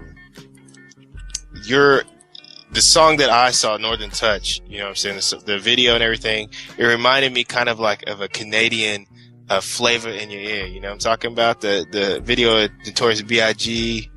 and Craig Mack and all that, you know what I'm saying? It was kind of like seeing all these all-star rappers get in and just every lyricist just lay it down. Well, yeah, in retrospect, that's exactly what it was. It was the flavor in your ear video, The label that put it out was called Figure 4, and I think that's exactly what they had in mind. You know what I'm saying? The flavor in your ear. And they pretty much duplicated it, and it was just as successful. It was a recipe for success, you know what I mean? People heard of Cardinal and stuff at the time, but that was the first time they ever saw Checkmate, and it launched my entire career. Insane. Hey, where can guys find you on the internet? Where can they get a hold of your music, get a hold of this stuff? You know what I'm saying? You can check them out, YouTube, Defenders TV. YouTube Defenders TV. You can go right to our website, defendersmusic.ca, or you can just go to PIF or Coast to Coast. I mean, that's where the G's Next Door Part 2 record, G's Next Door Part 1, I mean, that's all I can say. Defendersmusic.ca, Coast to Coast, that PIF. Sick, man. Hit him up, that PIF. Download all that music. You got to download it. Check out Defenders of the Faith, man. It's living history, man. It's incredible what you guys have given to the game, and some of the people that you have collabed with. It's like, you're there with some of the greatest with some of the greats, part of our hip hop history ingrained into it, and people got to recognize Canada for sure. All you, Word, man. It feels real good to be acknowledged like that, you know what I mean? And you know what? We're privileged.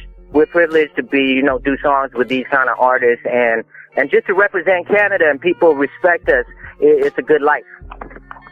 For sure. Where can they hit you up on Twitter? Yeah, well, we're on Twitter, just Twitter at Defenders Music, right? That's the brand. Defenders Music is the brand, so we're on there at Defenders Music. Fans can hit us up, drop us comments. I'm constantly on that. I got that shit on my BlackBerry, and no, BlackBerry's not going out of business. Word. And I know Main Event, eventlevel.com, we're going to give you mad love. We've already been spinning your music because we love it. It's hot. And we're trying to bring up, this is the Indie Revolution. What's up? Yeah, man. We appreciate the love, and we're gonna keep we're gonna keep feeding you the good music. Like you guys are gonna be our, one of the people we're definitely gonna break our new records with. You know what I mean? Like when we'll be talking or whatever. You know what I'm saying? Like we appreciate you reaching out like that. Like I need some of that and all that. I need some of that fly G shit to bump in my ride for real, man. I need some new music. New Defenders of the Faith music to bump, man, for sure. Well, like we said, I mean, G's Next Door Part 2 is in circulation right now. By March, the new mixtape Killer Elite should be out and about. We're going to do the same thing, Coast to Coast, that PIF. We got a good relationship with those folks over there, so we're going to keep it moving. If it ain't broke, don't fix it. Don't fix it. Hey, before we go, man, I'm going to let you guys go. I know you're always on the grind. Do you have any shout-outs you want to give? Yeah, most definitely. I want to give a shout out to everybody at defendersmusic.ca. I want to give shouts out to my boys, Young Kaz, Young Dro, Bishop Agante, Heatwave, Faisal, Kilowatt Records, Big Mo. If I didn't mention you, I am so sorry, but there's too many homies that's part of this program. All right, excellent. And checkmate. Yeah. And does Concise have any other shout-outs? Did you get him on? I mean, just same people. I'll just add on to it. I want to shout out my boy DJ Chemo. He's going to be on the next album. He got a couple of fire tracks for us, so I'm going to big up Chemo.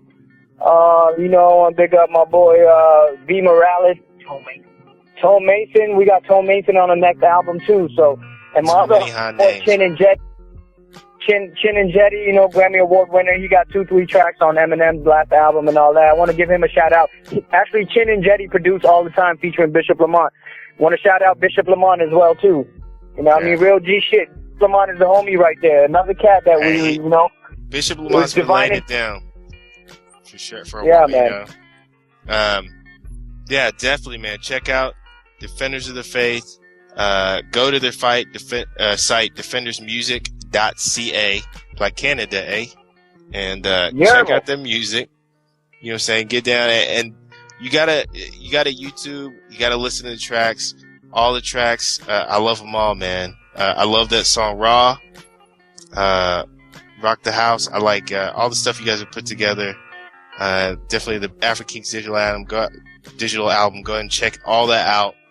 Defenders of the Faith, man. Great to have you online. We're going to have you back soon for sure, and we'll be spinning your music here on the Main Event, eventlevel.com.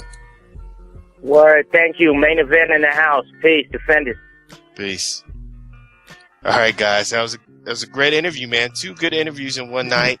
Absolutely. Definitely feeling it. I'm going to take another break. Break! We're going to hit you up some more indie music. Breaks! Gonna get into it, and we got a lot of topics. We got some topics to get into. Oh yeah. I know those the interviews were intense, but now we're about to get into the real shit.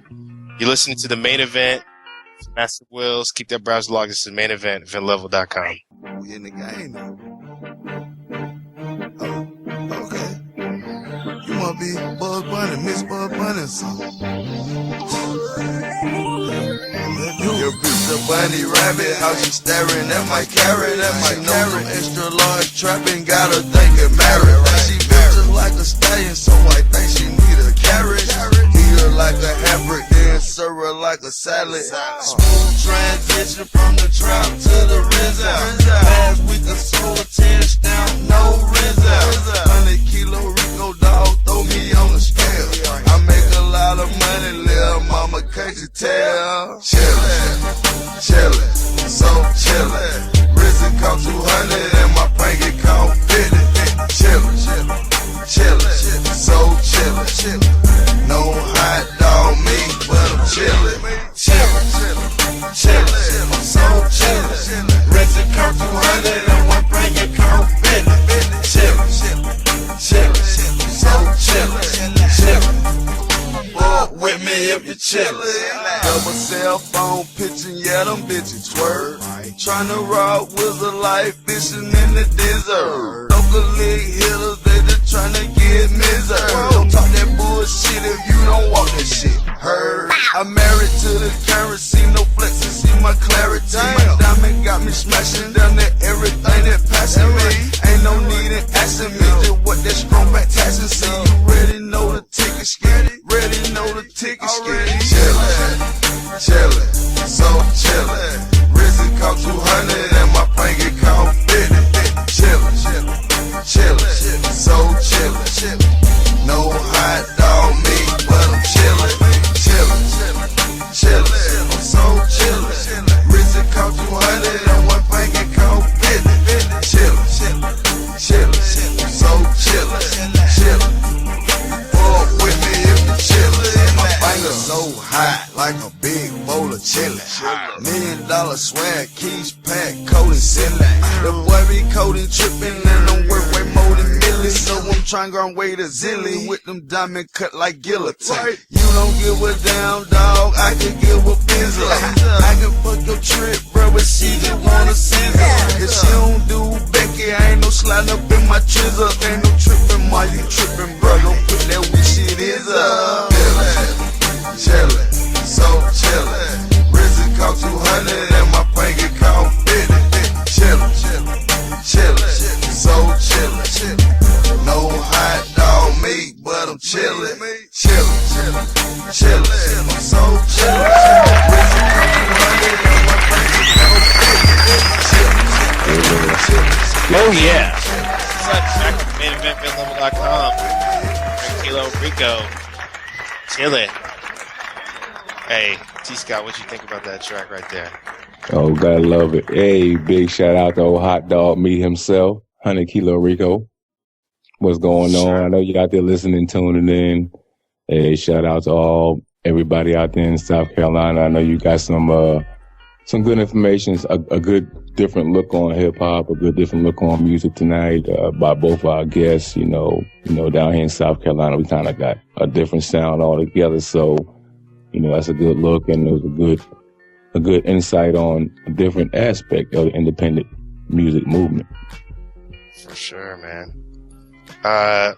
We're gonna get into some news. About a hot topic. I've been waiting for this epic portion of the show for like 2 hours, and I've wanted to kill somebody. I'm going to tell you what, I've been gone for 2 weeks, and I want to kill people. Like, absolutely, positively, like, fucking murder people in their face. Because I've been off the air for so long. So let's get into this section, MasterWillz.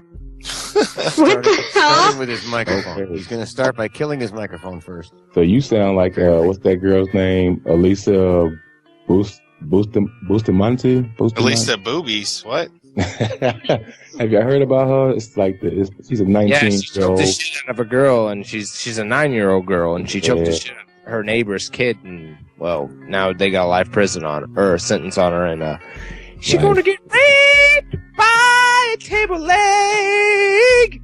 That is really twisted what you just said there. That's messed up. What is going on? Why can't you, what's going on with the parenting? What's going on, man? What's going on? The depussifying of American society. You see, if you beat your kids, they wouldn't do things like this. So god-awful things like this. Thank you, fucking parenting classes, for depussifying the United States of America. Now, do you guys agree with this? Because I don't know. There just came a report out today that the kids that were spanked, I don't know who did this, gather these statistics, but the kids that were spanked were more likely to have, mental problems. As far as they probably got prescribed like Xanax or some shit like that. What you think that it starts with the, what's the problem with? Why would this kid? Hey, look, man, I've been spanked, and I've never been to jail, and I've never murdered anybody. So you know what, man? That's a fucking bullshit report. That's some pussy behind a fucking pen pushing shit. I could give a fuck less. What were you gonna say there, Hanlon? I just need to ask Rico, please stop swallowing your microphone. I dealt with a drunk Eric Foster last night on Hoopazoo. I'm not going to do the same Rico tonight. That's true. Please. That's very true. Please. Number one. Number two. Obviously, this is a product of dysfunctional family in America for multiple generations. You have single-parent families, usually just the mom is home. Dad has left in many, many homes across this country for many generations, and what we are now looking at are multiple generations of the product of those single-family homes and many fatherless families. And we have generations of monsters running around calling themselves Occupy protesters or doing other erratic things. Half of them are hooked on some sort of prescription drug to, in some sort of way, have modern chemistry compensate for the lack of parenting in the company. And, gee, that's working out well, isn't it? Basically that's it. It's a product of weakened family unit in the country. And this is Now, let me, product T-Scott, what do you think? If she got her hand, her hide tanned, what I'm saying? If grandma told her to go out there and get a switch, you think she'd still be choking people? No, actually, and I agree. Society, the way it's going now, it's like they want Americans to not chastise their children or for whatever freaking reason. I don't know why, but I believe spare the rod, spoil the child. If once this child gets in their minds, there's rules to things. You can't just go around doing what the hell you want to do. You got consequences to your actions. I agree. That makes Wills, a place. Will, I'm sorry to interrupt, man, but Wills, really, I said the weakened family unit. Don't equate that with necessarily getting out the stick or, come on. I want to get a lady's unit point of that view. does not equate, okay, we must begin submitting the children, to. I want to get or punish. Yes, sir. Chief, now what do you think on this as far as what do you think would lead a child to that mentality of choking somebody? I mean, Well, I can't psychoanalyze because children are freaking amazingly difficult creatures to understand. I think that every individual case has an individual reason for why something happened, and I can't get into the head of this person. I'm sorry, I can't.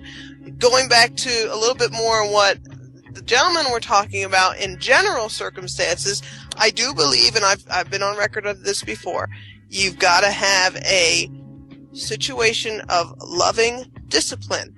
And I do believe that an occasional spank, not beating, not, taking out the freaking 2x4 and beating the shit out of somebody, but a spanking and then an, explanation of what the hell's going on, and understanding there are perimeters and there are boundaries and there will be consequences to actions that are not proper, shows that there is a loving family unit, as Hanlon Razor had just used that term. Right here. No, I have one question for Chief. Chief, yeah. I've been a little bit bad, so would you please give me a spanking and a talking to? Like I do every Wednesday after the show, you will get your Wednesday spanking after we're off air. I just want to know, like, maybe if the corrective action to this is possibly, maybe pay-per-view public executions. I would enjoy that greatly, and it would set people straight. Right. Just saying, Okay. and the contributions from the pay-per-view could go to the victims' families. Now, Muffin, were you spanked a lot as a kid? Oh, hell yeah. Like, my parents would, like, those paddle ball things? They would, like... Oh, that's what I got. They would rip off the ball and, like, they would break it on our butts. Like, they hit us so hard until the point it broke. It was bad. Did your parents take the padding off? My parents took the padding off one of those. So, what do we mean padding? No, I'm talking about paddle balls. Like, the things that have the wooden things with the ball attached to it. There's no padding on them. They're just... Oh, I'm talking about the actual paddle. I got the paddle paddle is what I got. I got the... be hit, like, 75,000 times in your childhood, or did you kind of learn What after the fuck? I got an extension cord and a frying pan. You guys got out fucking lucky. Yeah. Man, whatever my mom could wing at me, like, if it was the back of a fly swatter or, you know what I'm saying? Like, what I do something with that was- Andy. Exactly, like the back of her high heel, you know what I'm saying? Like, I get that shit came back at her like a boomerang, too. Yeah. You guys have some fucked up shit going on. I'm just gonna tell you that. And- Have you not spanked MsLB? You're dead, Black. You got beat with something. Come on. Hey, guys! MasterWillz was the perfect child, the prodigy. Never did anything wrong. Mm-hmm. Always did everything. Cyber right. narcotics. Can we get the thumbs up or thumbs down? Hey, let's go on to our next subject, man. I want to talk about this. This is It's for that. Let's talk about this. Right now, what's going on in Syria? Big revolution. 50 people died last night. Death toll up to 6,000. These guys started a revolution. 50 people die every day of cold and starvation in the United States due to the lack of a fucking good economy. I could give a fuck less about Syria. The United States, that's one state.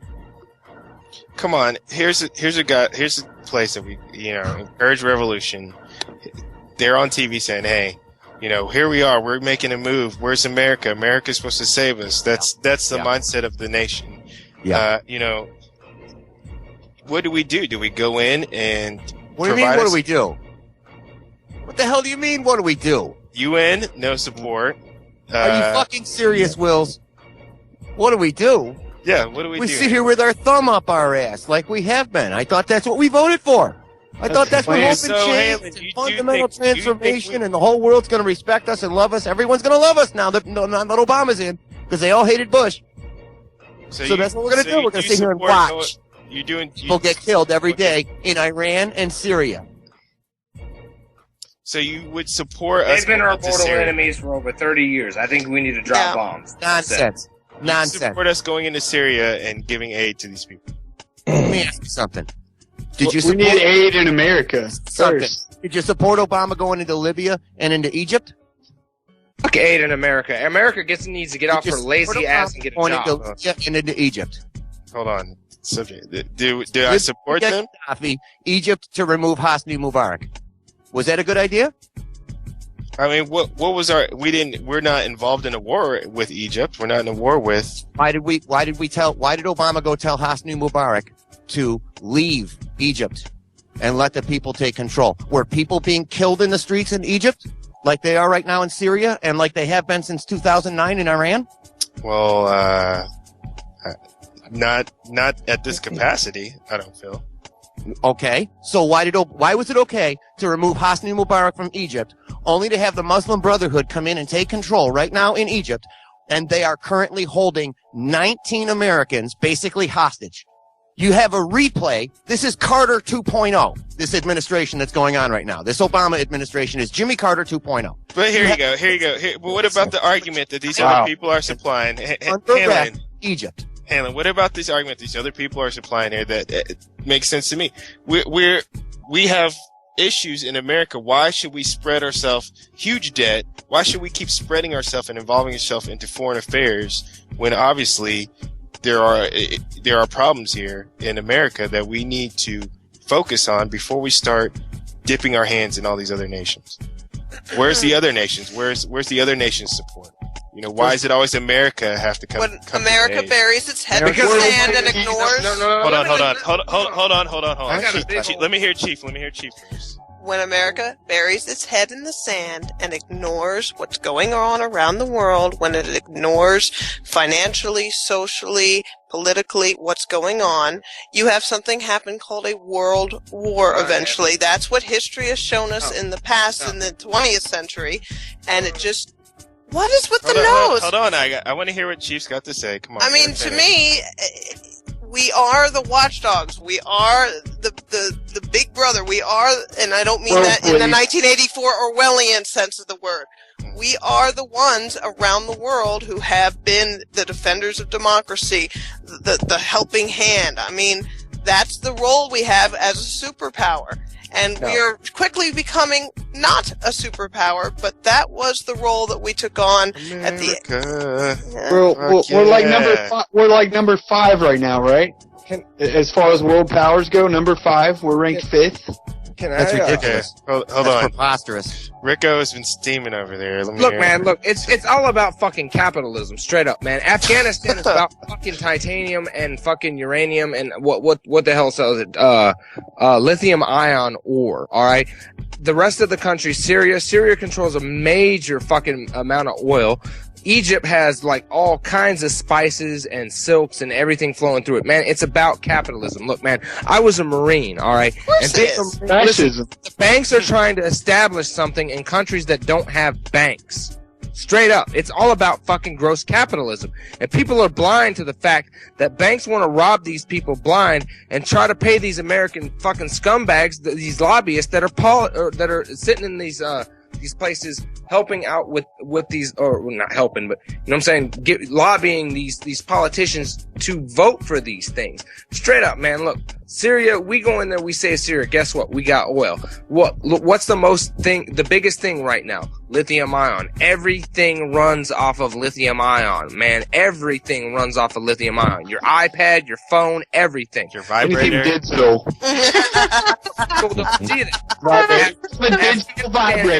Has an unlimited supply of lithium ion and oil. Iran and Iraq have a good supply of oil, and you know what I'm saying? So does Syria. So the whole point is these banks get established in after they gain peace, after they gain trust with the people, and you know what, man? Capitalism wins all over again. Thank you. Thank you very much. I have a 45-second rebuttal, real quickly. When I taught history, which I did in my other life, I had the 3 C's of history, and this is related to what Rico said, so that's why I'm going next. The 3 C's of history are these. The 3 G's of history, I apologize. 3 G's of history. God, gold, and glory. That's right. If you don't know why something occurred in history, you're taking an exam, you don't know why something occurred, it was God, gold, or glory, and gold is always number 1, and that's what you need to remember. Gold/oil. And whatever gold is, I mean, that's just a term for what's something of value. Absolutely. That essentially, the crux of what Rico was getting at is if you really want the truth about certain things, you want to follow the money. Unfortunately, as people say over and over again, those that forget history are doomed to repeat it. Well, how do you get people to forget history? You make it very boring, and you taught history yourself. How easy was it to get people, kids, interested in history? I mean, how many times have you heard? I love history. Kids. Have you seen me? Most people are not interested in history. Most people are not interested in history and don't know their history, and therefore are doomed to repeat it. Right. Right now we have a left of center movement that's been active in this country for a handful of years in the name of political correctness. It's happening across the board, not just politically though. It's happened socially, culturally, and part of that is a spread the wealth. Domestically, sort of a spread the wealth mentality, and internationally, sort of an isolationist mentality.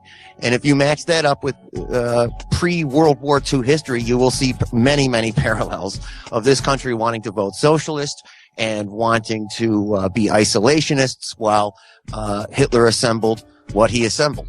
And by the time we got hit on, just before we were hit, in fact, just before this country was hit in Pearl Harbor, 39% of the country was prepared to vote socialist. After we were hit at Pearl Harbor, less than 10% were prepared. They were like, okay, I guess we do have to give a shit about international affairs. All right, here's what I see though. Come on, these guys are all over YouTube, all over. The media is different. The media is out there. How long can people in Syria? How long can the people sit by and watch? You know, these guys are not exactly getting the best press ever. There's videos of doctors going and volunteering their times to help out children who've been accidentally shot by snipers. People getting blown up. Best press ever. They're controlling everything that comes out of the country. Yeah, but how can you support anybody that's doing People that? are risking their lives to get this footage that we do see of what's going on in Syria. Many people are risking their lives to get that footage out because the Syrian government, the Bashar government is in so much control over everything. It's very much like Iran and our friends in China, but even more so in Syria right now. I mean, going back to the original question, what do we do about Syria? I mean, I was just looking at a picture of Hillary Clinton making some bold statements about it. And if you ask me, she's about as effective as the old lady who lived in the shoe right now. It's ridiculous. The world does not respect us right now. When you have the Muslim Brotherhood holding 19 Americans under arrest in Egypt, and the Americans weren't doing anything wrong. They were doing the same thing they've been doing in Egypt for about 30 freaking years. It's just that now that Hosni Mubarak's not in control and the Muslim Brotherhood is, because it was such a good idea to have an Arab freaking Spring. Remember how happy everyone was about that? Oh, yay, Facebook is going to free Egypt. Well, now here we are, and they've got 19 Americans under arrest, one of whom is the son of President Obama's Secretary of Transportation, Ray LaHood. So you have a high-ranking member of the Obama government. His son is one of these 19 people under arrest. This is very similar to the embassy crisis in Iran in the last year of Jimmy Carter's administration. I am very curious to see how this Egypt situation goes, which parallels, if you ask me, our ineptitude regarding Syria and Iran. Because people have been dying in the streets of Iran as well since 2009, while Obama has sat on his ass about it and done nothing. And if you think about it, a lot of people bitched and moaned about going to Afghanistan and Iraq. Well, if you look at a map, guess what's on either side of Iran? Hey, we got Afghanistan and Iraq. We got Sajan Tyler on the line from itsbmradio.com. What's up, Sajan?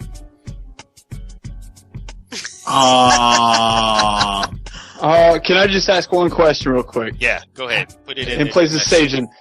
How do you declare a winner when everybody's playing a different game? That's a rhetorical question. Yeah. Well, that's what it is. I mean, what's the way to make world peace? You can't have an answer to a rhetorical question. I think Madonna is going to make world peace. Madonna, gyrating your hips. There we go. Do it. If anybody's going to do it, it's going to be Madonna. She's going to adopt somebody from every continent, every country on the planet. And make them vogue. Brangelina would have done that. Brangelina would have done that by now, right? That's right. Sajan, what were you going to say about that? Yeah. I don't know. I'm actually excited. I mean, Razor's got me excited. I got a little chubby, and you guys are getting all intense, and I didn't know what to do, so I just hit the call-in button, and I'm just like, wow, it's motherfucking mayhem in here, and nobody's naked. You guys are all dressed. Here's a great story. I'm naked? What the fuck? I've been naked since like birth, motherfucker. I don't know what the fuck you're talking about. Lap dances are always sexy when the strippers crying. I'm in my birthday suit right now. Every time we start the show, everybody comes in the studio and they put their keys in a bowl. That's right. And then you gotta, you just pick a key out of the bowl and you go home with that person. How come I always have to go home with my own key? I don't understand. I always go home with Sajan. It's weird. I always go home with Rick O's key. I thought I was getting a new car. I always put my keys accidentally in the Vaseline bowl. Oh, man. That's like a big waste of the Vaseline bowl. You can't waste that. That's no. I'm just really amazed at the height of this debate that you guys got going on. I mean, our smarticles are impressing the hell out of you, huh? I'm just honestly, I think it's just a great subject you guys are covering. Not a lot of people are really paying attention. Don't get it wrong, but the level that you guys are going at, I love it. You know what I'm saying? So, I'm not particularly, really following everything accordingly, because half of the shit that I see in the news anyway is not 100%. Yeah, it's not. Up, but, and I agree with MasterWillz. They're getting a bad name. You're getting a bad rap because of only one reason, because we got all these medias out there and we don't know who's really, what's the truth? What are you guys really trying to show us? Things don't just happen for a reason. You know what I'm saying? I'm saying the media, yeah, but think about the, the peace movements, back in the day, the people that got slaughtered, things like that won't happen. Like, you think back to, like, the Africa, the Hutu and Tutsis, which we failed to call genocide. Like, that would be a lot different today. We failed to now or failed to then? We failed to then. After everything got settled by itself, then we recognized it.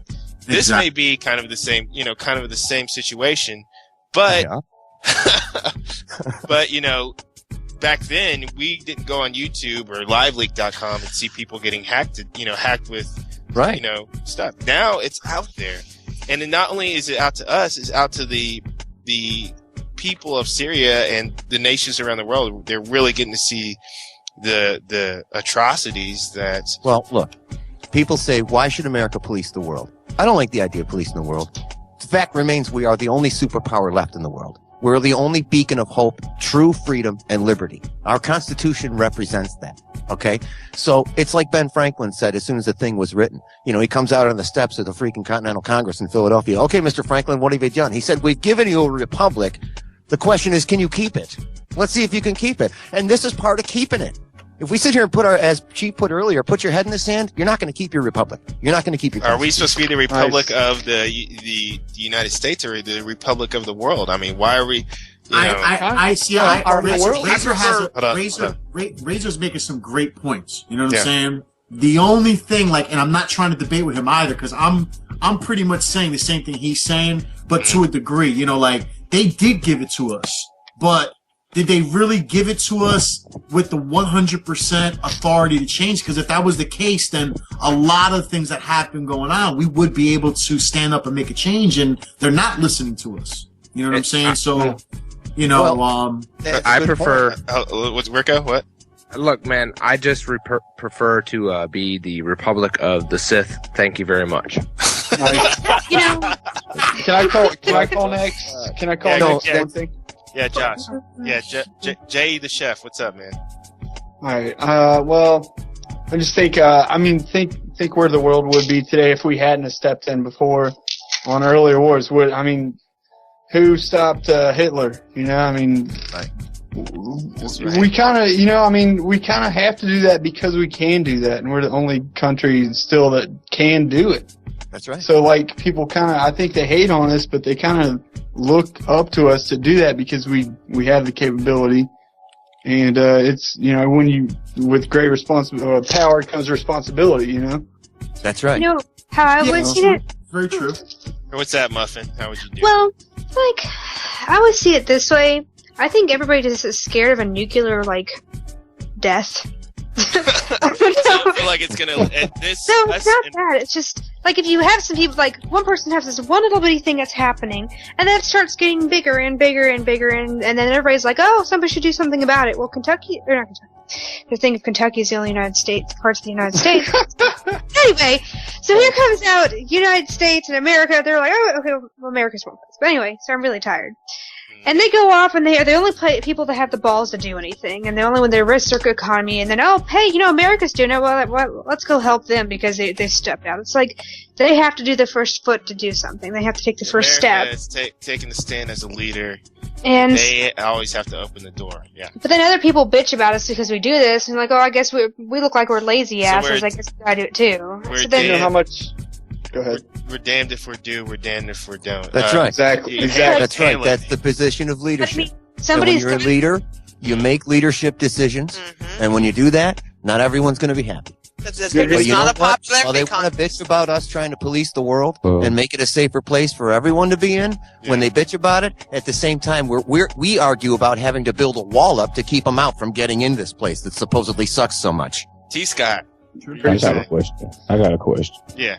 And I kind of agree with all the, all the levels of all the angles we've been talking about. But, at a certain point in time, is going to come another country that's going to say, you know what? Hey, who said that America was supposed to be in charge? Mm-hmm. Wait a minute. And, you know, at that point in time, it's going to cause a problem because, you know, our forces are thinning out. We're spread across the world. The younger people that could be in the forces, they're like, fuck that. I'm not trying to go nowhere. I got to live. I want to smoke a blunt. I want to go. I ain't going in the army, the Navy. You know, we got a lot of young people that's not looking towards that versus other countries that are gung-ho about protecting their country, you know, and they're gung-ho about doing this and that for their country. And, you know, America's kind of... Look, man, I'll be honest with you. As long as you have rednecks, you will always be safe. Straight up. As long as you have that crazy-ass white motherfucker, you will always be safe. I agree. In all seriousness, you just touched on a very good point. You touched on a very good point. Like I was talking about earlier when the whole thing was started. Yeah. You know, we've given you a republic. The question is, can you keep it? It is very unique. You hear people throw around the phrase American exceptionalism. Well, that's exactly what it is. It's the exception to the rule. The rule of all freaking history. When America revolted, England, Mother England, ruled the entire known map, basically. Hundreds of colonies all over the world through ruling the seas. The British Navy outgunned anything on Earth. And many, many of its colonies tried to revolt. And they all failed, except one. One of them was the exception to the rule, and they finally had to give up. You know what, General Cornwallis? General Cornwallis, when he lost at Yorktown, King George did not punish him. He made him governor of India. Here, that's all right, General Cornwallis. You know, you can't win them all. Here, let me make a governor of one of our other colonies, India. Little known fact, General Cornwallis used to grow some great weed.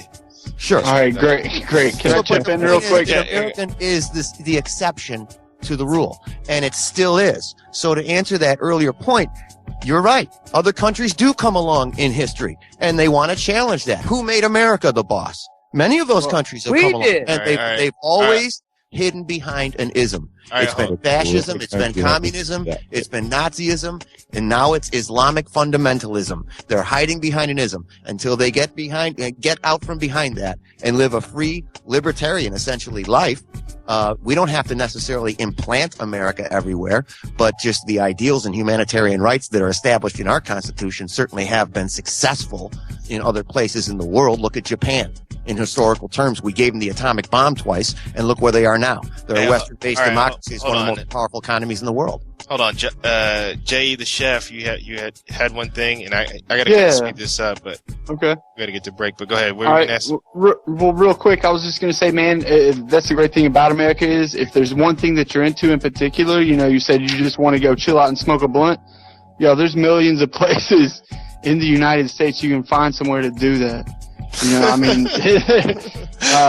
whatever it is, I'm saying it doesn't just have to be that. It can be. No, but I'm saying it could be anything that you're really into. There is a place somewhere that is into that and supports that, and it's a mecca there for that. All right, that's awesome, man.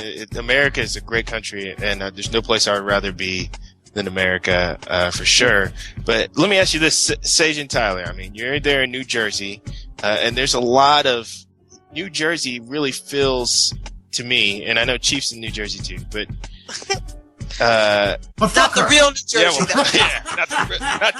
Not the streets. Sage, tell me, Sage and Bro, like, tell me, like, when you go out and you see these certain parts of the U.S. where you feel like there's struggle, there's not enough attention to correcting correcting your penis. When you go in these areas of the city, especially like someplace like New Jersey that we're talking about, you see that there's a lot of attention where there are things that need to be fixed, like in school systems with the youth, to deter gangs, to deter homelessness, to deter sickness, that there could be attention put in here and things could get fixed so that 7-year-olds wouldn't go out and choke another person because they are given private guidance. Does it kind of say, hey, why can't we take care of this first? Why can't we take care of these people before we go out and start shoveling money to people we don't know in Syria who are probably just going to steal it and feed it back in the government. And I think you're absolutely right, because, you know, when we all go to school, you know what I'm saying? The first things that we learn when we go to school is to focus and pay attention. You know what I'm saying? But it's not easy. You know what I'm saying? Being in the position that we are in, you know, we do represent a country. We do have a responsibility, but I do feel that, America has a ADD problem. You know what I'm saying? Where they can't just focus on our problems, or just a certain amount of focus to our own problems before they put their concerns or their efforts into something else. You know, we really need to start concentrating on ourselves. So do you think we could do both? Agree. Or do you think there's too much concentration on think about it. Think about globally? it. Like, you know, think about it. Like we just mentioned, you know, we talked about how we gave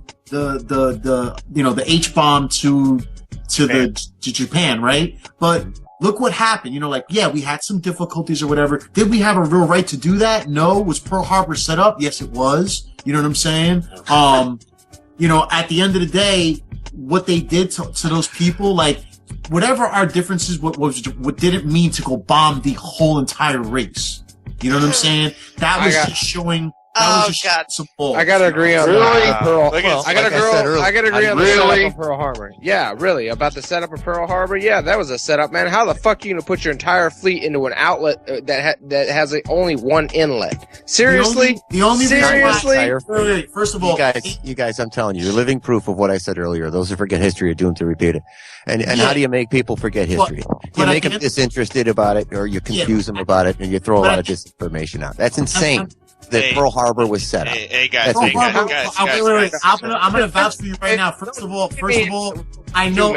Wait, hold on a second.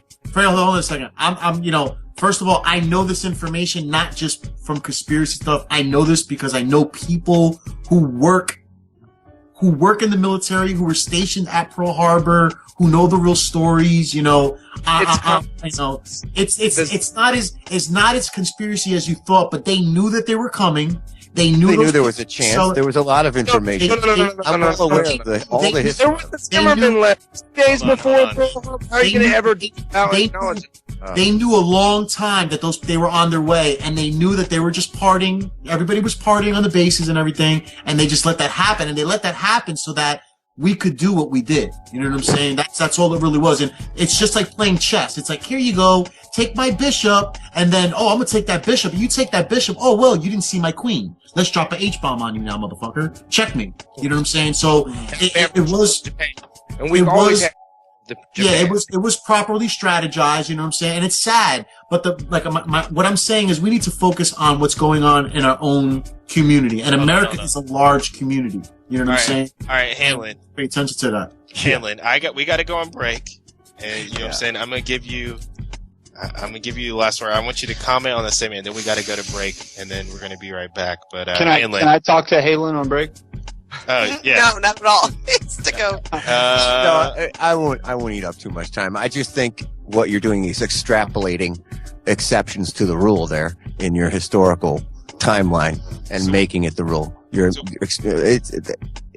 It's very common to be of this view that Pearl Harbor was orchestrated, or more orchestrated than it really was.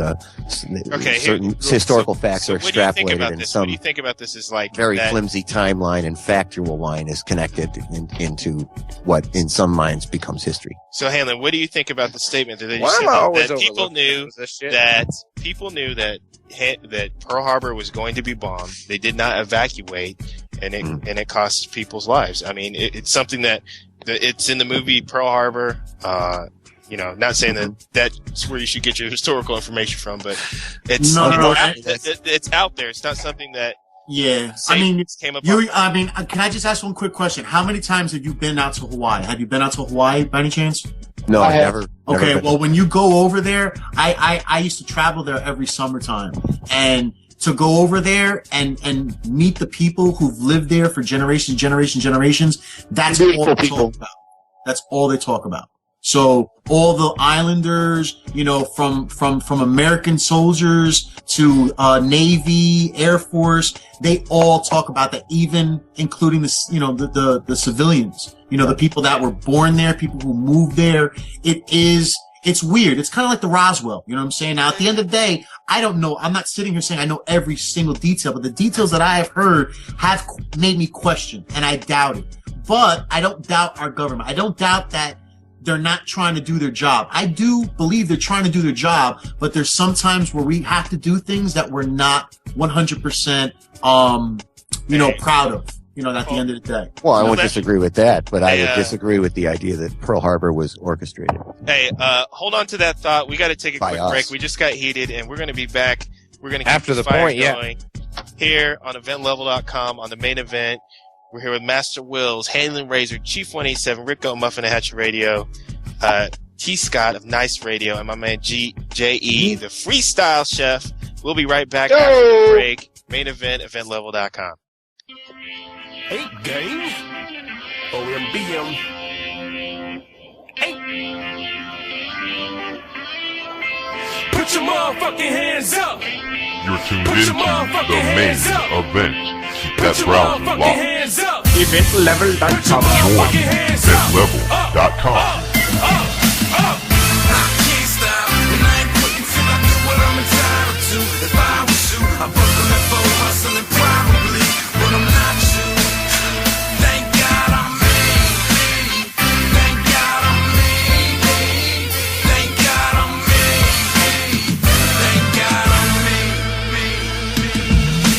You can never see me, no beat me, nigga. That shit you poppin', we be dropping that 5, feeling just not an option. Options, yeah, we got those. They ain't right, we got those. She like, goddamn, why you got such a big ego? I'm like, damn, same reason you got all that ass for. I don't love that asshole, get anything you ask for. Big ballin' out the gym, I don't need to go. All the diamonds on me, guess that's making me an asshole. This is entertainment, no need to try and tame it. Who cares what your name is? Your pussy almost famous. Shitting on you niggas, swear that shit straight out the anus. Shitting on you niggas, damn that shit stinking, ain't it? Now they ain't hot as us, now ain't no stopping us. Look at how they watching us, please give them binoculars. Cause we getting sky high, fly guys when we ride by like Park 2012, all eyes on me. I can't stop, and I ain't quitting till I do what I'm entitled to. If I was you, I'd buckle that phone, hustling probably, but I'm not you. Thank God I'm me. Thank God I'm me. Thank God I'm me. Thank God I'm me. Rail got these bitches drunker than a wino. She can bring a friend, cause we let them hoes in combos. She gon' bring a friend, body language that's a combo. Coke so white, damn near like a wino. I'm just loving it like Mino, E-Mino. Who gon' suck this dick? Pull that bitch out on the console. Fresh prisoner, swagger on car Winslow. Running where I'm from, nigga, no insult. I'm running where you from, nigga, that's an insult. Hard in the streets, you can check my impost. Big money, hundreds coming in tenfold. Roger that, motherfucker, tenfold. But I ain't tryna end how Pop did in that gas. I ain't tryna end how Tommy did in LA. I ain't tryna end how Biggie did in LA. God is my witness, but my business, but my guns play. That mean they don't shoot. Pow, pow, pow. Army full of niggas and them soldiers don't troop. Give you the business, nigga, straight business, 3-piece suit. Give you the business, nigga, straight business, 3-piece suit. I can't stop, and I ain't quitting till I do what I'm entitled to. If I was you, I'd buckle that phone, hustling probably, but I'm not you. Thank God I'm me. Thank God I'm me. Thank God I'm me. Thank God I'm me. I'm about to kill it, my nigga, that's not a question, homie. Walk the streets or wherever without a vest on me. Bitches trying to figure me out like there's a question on me. In my own world, never am I feeling lonely. I'm so entitled to this moment, no paper though. Money come freestyling cause there's no paper flow. Rob all these hoes, but I swear it's never X and O's. Flow out of this world, extraterrestrial. Coke out of this world, but picked up from Mexico. Run across the borderline, let the cops store the line. Then it's back up to the hood where they enforcing crime. Never unemployed, rough times, we import the grind. Shopping for the screen, streets alive in the summertime. Bass hitting hard like a motherfucking drummer line. By the way, why these little niggas stuck in summertime? Back like I never left, but I just done it down, nigga. I can't stop, and I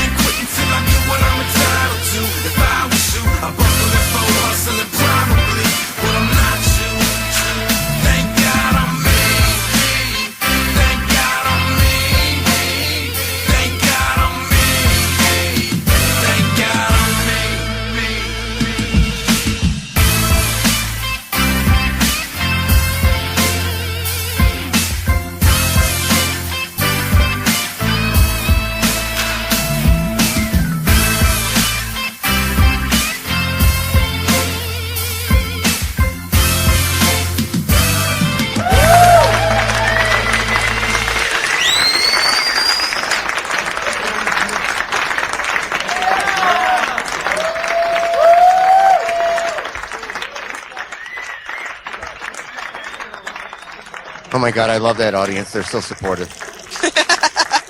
They care. They love me back. Aww. Oh, somebody needs to. But you don't notice that we're holding up a sign that says applause.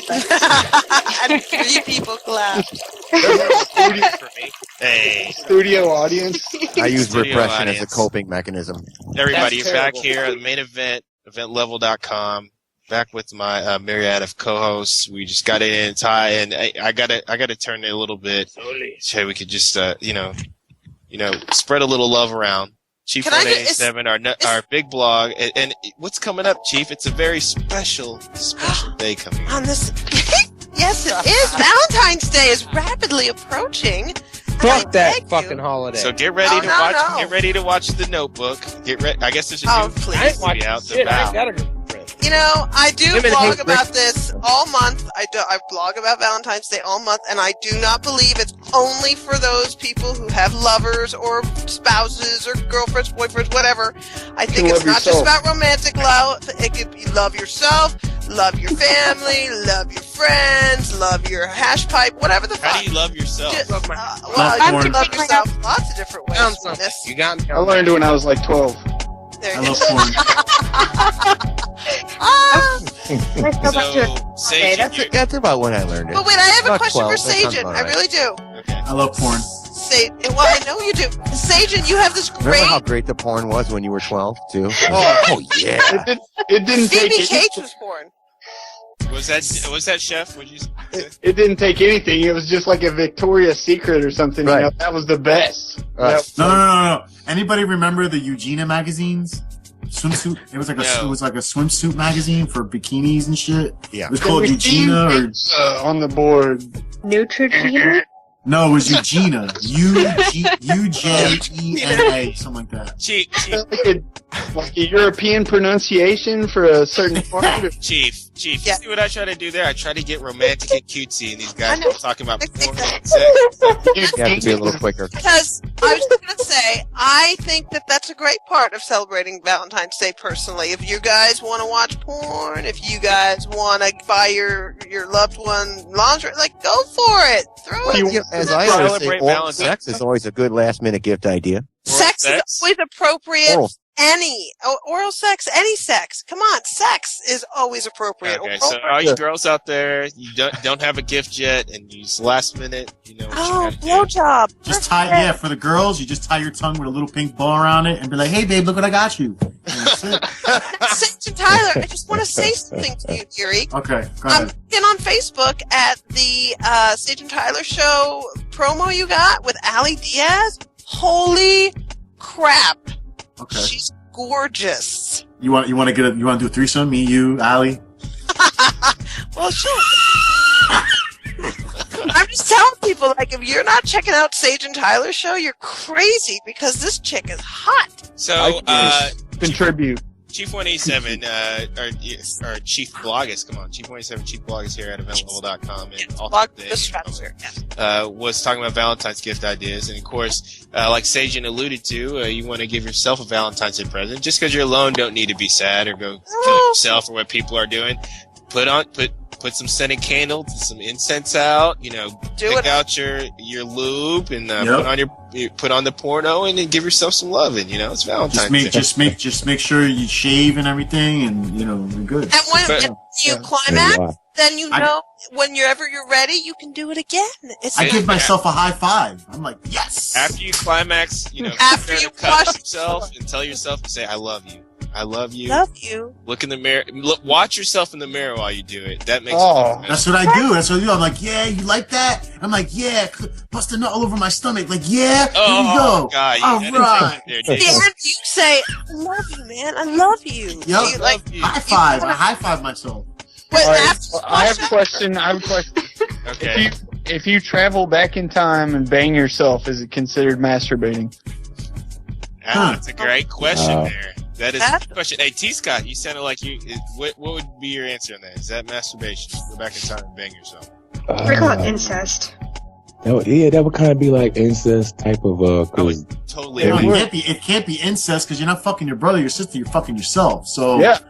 So, It if is. somebody- Family. so from there on out, if somebody says "go fuck yourself," you can just always have the best. Well, report. I don't think you And can be really like, do "I that. already did." Okay. Yeah. Scientifically, I don't even think we could do that because I don't think two spaces can occupy, First, same space. let's Yeah, get, destroy the You probably time go up with space something. continuum. Yeah, Yeah. and it's, okay. Anyway, you're talking about It would, string totally. theory and cosmic collapse.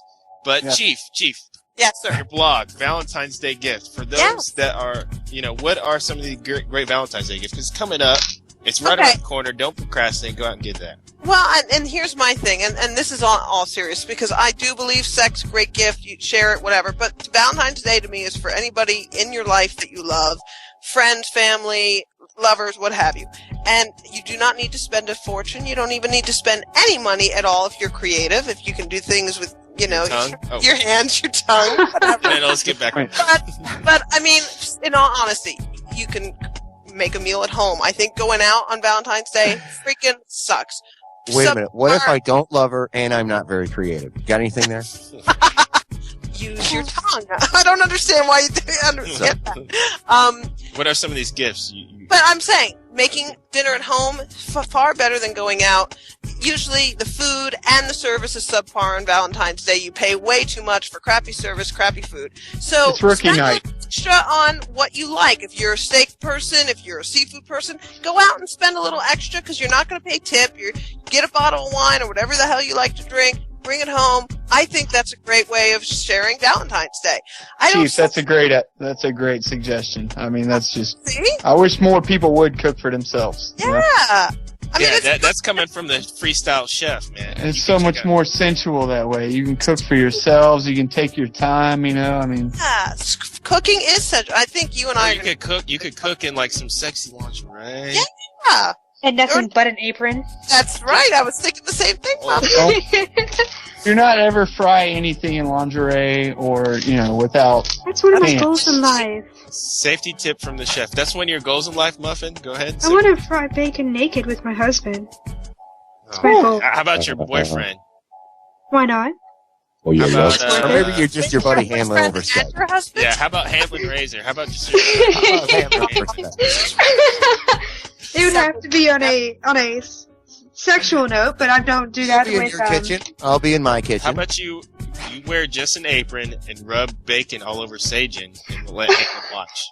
Oh, I gotta tell you guys something so funny. I did this at work. I thought of the perfect sentence that turn somebody on at the beginning and then totally turn them off at the very end. Oh, let's hear it. It was the perfect sentence. So I walked up and I'm like, so when I'm home alone, I like to get naked, rub my body with Vaseline, and I'll get on the kitchen floor and I'll pretend I'm a slug. And they're like, what? That And I'm like, works. yes. I think See? everybody's I don't see the dirty. I'm still kind of aroused though. Yeah, I'm still waiting. I don't think it's gonna work. I'm with that. Yeah. Unless people are just. I guess I have to work on it a little bit more. Yeah. Dirty girl. Dirty slug. Slugs are revolting. I will not kid you though. So. No, I think they're Good. cute. Oh, really? So what's going on? What's on your shopping list there, Chief? I mean, you got a little sexy lingerie lined up for I just love Racer? I love lingerie. Yeah, Racer. He prefers nudity, and that's fine. But I enjoy the lingerie, so we'll go that route for a little bit. I love lingerie, but it's like So we're going out to dinner naked. We're gonna be nudist this evening. I love lingerie, but it's like, you spend all that money on lingerie, and it's like as soon as I see that on, it's coming right off. You don't need to spend a lot of money. That's the thing, though. Everybody thinks you have to spend a lot of money if you're going to buy jewelry, if you're going to buy lingerie. You don't. Flowers, you don't. There are ways of finding these things that are not going to break the bank. And if you really want to buy something nice, then you got to save up for it. You only buy what you can afford. Don't go into Hawk for Valentine's Day or Christmas or engagement rings. It's bullshit. You can afford things if you plan it and you pay for it. Like, it's not everyone's going into debt. Like, that's my. You just don't go into debt for a moment. It's bull. T Scott, what do you do? Just talk to him in your sexy voice, or what's up? What do you do? Oh yeah, you do that, and you can, be like me. You have a special place in your closet. Valentine's Day gifts from the past. You know, you kind of just pull one out, and you know, just kind of boom. I'm all about it. Play a little game of remember when. Yeah. You know, I always thought the cutest idea, like, if I ever had an opportunity to do this, like, you can make your own lingerie. Like, you can just go to Walmart and buy like a yard of red fabric, and then just tie a bow around your chest, and there you go. Hey, let's say this. I would need like 2 yards of red. Anyway, go on. But you say this. One Valentine's Day, I was forced to watch The Notebook, and I think this year I'm going to be forced to watch The Vow. Both look equally. Yeah, listen. Oh, The Vow has Channing Tatum from Step Up, I guess, and I forgot that other chick's name. She's from Wedding Crashers, whatever, the white girl from that. Anyway, sure, it's going to be spectacular. Well, let me. I want to say my Valentine's. Okay. Valentine's. The chef's Valentine. Here's what you do. You know, if you're not going to cook at home, you want to go out to eat somewhere nice, but you don't want to, you know, spend $1 million at that one joint. You want to go out somewhere afterwards, take some shots. Then you just go off and you just bang in some weird place, and you'll always remember it because it was random. That's so freaking romantic, man. It's memorable, you know, because it was in like the park or something, or the bank parking lot, on your neighbor's mailbox. I don't know. I mean, Shopper. The grocery store, Kroger, whatever. Hey, let me bring up some other news that happened today. You know, we were talking about the Middle East and talking about how their resistance to capitalism and America, but a huge whale shark sold for $2,200 in Pakistan is a 7.7 ton whale shark found off the coast of Pakistan. Whale shark, crazy, man. The one that washed up. 7.7 tons. Can you believe that? How'd they haul that? It looks like a big blue sperm or something with a fin. I want to see. Also, this was kind of messed up, a big victory for people that were proponents of gay marriage. Prop 8 passed in California. Gay marriage wins in Washington State. Hey, is there one other thing about the whale shark story there, Will? Yeah. Apparently, since it's come ashore, it won't stop calling Mike Fiore. Hey, there was a victim in Atlanta. I don't know if you saw this on the news today. He was I think it's fair to say if you live in Atlanta, you're a victim. But go on. This was in Atlanta. He was leaving a store, and he was jumped by assailants. Obviously, because he was gay. Because they said that he was wearing skinny jeans. Not that you have to be gay to wear skinny jeans, but it helps.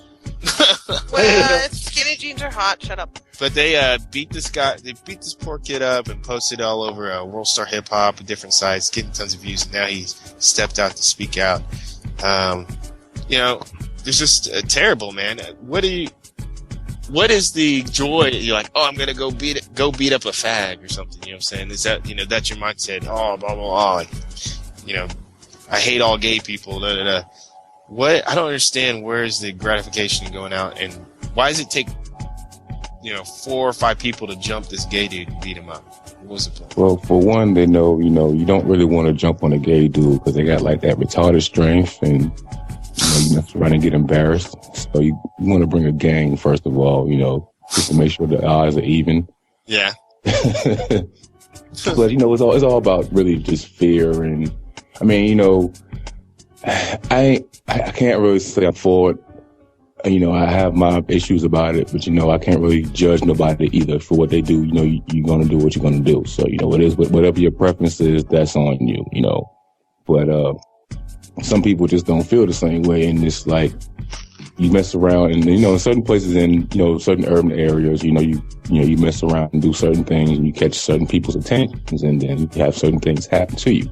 So unfortunately, this person was in that type of an area, and that type of a situation happened to that person. So, I hate that happen because, at the end of the day, you don't really want to see nobody get beat up. I'm kind of glad that they posted it on YouTube and it really showed the world, we're just getting to see some sick stuff, and, people are really exposed to the evils of human nature, so it can't go unnoticed anymore. Right. I tell you what, though, there's one news article I seen, that kind of got me kind of nervous, actually. It's a couple of scientists there over in Alaska. They're digging around in the ice, and they've claimed to have tapped into a 20-million-year-old lake. Nice. I wonder what the hell's in there. I know. Ain't no telling what. They might dig up some live dinosaurs and all kind of stuff. Come jumping out that hole. I don't know. I'm kind of scared, actually. On another science tip, do you hear about these scientists? Lab-made neurons allow scientists to study a genetic cause of Parkinson's by reverse engineering human skin cells to become induced pluripotent stem cells, coaxing them to become neural dopamine cells. Scientists in the US have developed a way to study a genetic cause of Parkinson's. That's kind of crazy. They're making neurons. They're making brain cells in labs now. That's something to think about. That's really good news for all you people who, smoke the herb, because that'll just help you when you lose all of them. Yeah, definitely. Sweet. That's a great response. Now. Here, talking about love. Love makes you do crazy thing. A woman lost her mind in Vero Beach. A woman who lost her mind after her boyfriend got a ride from work from someone else other than her. Followed accusations of throwing a jack, a chair, and rocks and trying to run the boyfriend down. Really? It's not healthy. Yeah. I'm like, honey, if you can get someone else to take you to work, God love you. And I want to get in this real quick with Hanlon, and then we gotta end the show, man. We got way over, but it would have been a great show. Shouts out to Zion and Defenders of the Faith. All around from the East Coast to San Francisco to California. Mad love. But the big news also is the Republican race. Halen Razor is a huge Tea Party advocate. And I feel, and let me just say this on my end, and I feel there's, why do I feel that with these Santorum wins that it kind of feels like there's still not really a clear winner in this Republican race. It's just so juxtaposed. It seems like Newt Gingrich is definitely losing a lot of ground. There's never a winner in a Republican race. Oh, there was a jab right there. Oh, sorry. My bad. Hanlon. Is that all? Jeez, Hanlon. I mean, where did do you feel that, has Newt become irrelevant because of the Santorums and this, does your man Romney? Do you feel like he has something to look at? I mean, he lost all these, which is one of the hugest Christian states ever. I mean, if there's any reason that Bush took office is because he, really pushed down home, those Christian people, and it seems like that, Romney kind of failed to do so in Texas. What do you see from what's going on right now in the political race for Republicans? Well, if it's any Republican versus a Democrat in a general election, that scenario you just described with Bush is more likely to happen. But when it's amongst the Republicans, they're going to, in that environment, they're going to go with someone further to the right. I did expect Romney to win Colorado. I did not expect him to win Missouri or Minnesota. He still holds a commanding lead in the delegate count. But I am a little concerned. I think he should stop the rough ads. He's going too hard on the ads. He focused on basically putting a stake into Newt Gingrich, who is not entirely irrelevant just because he's new. He's not going to be irrelevant, but that was a day that hurt Gingrich actually more than it hurt Romney. And it's a hats off day to Rick Santorum, for winning all three states.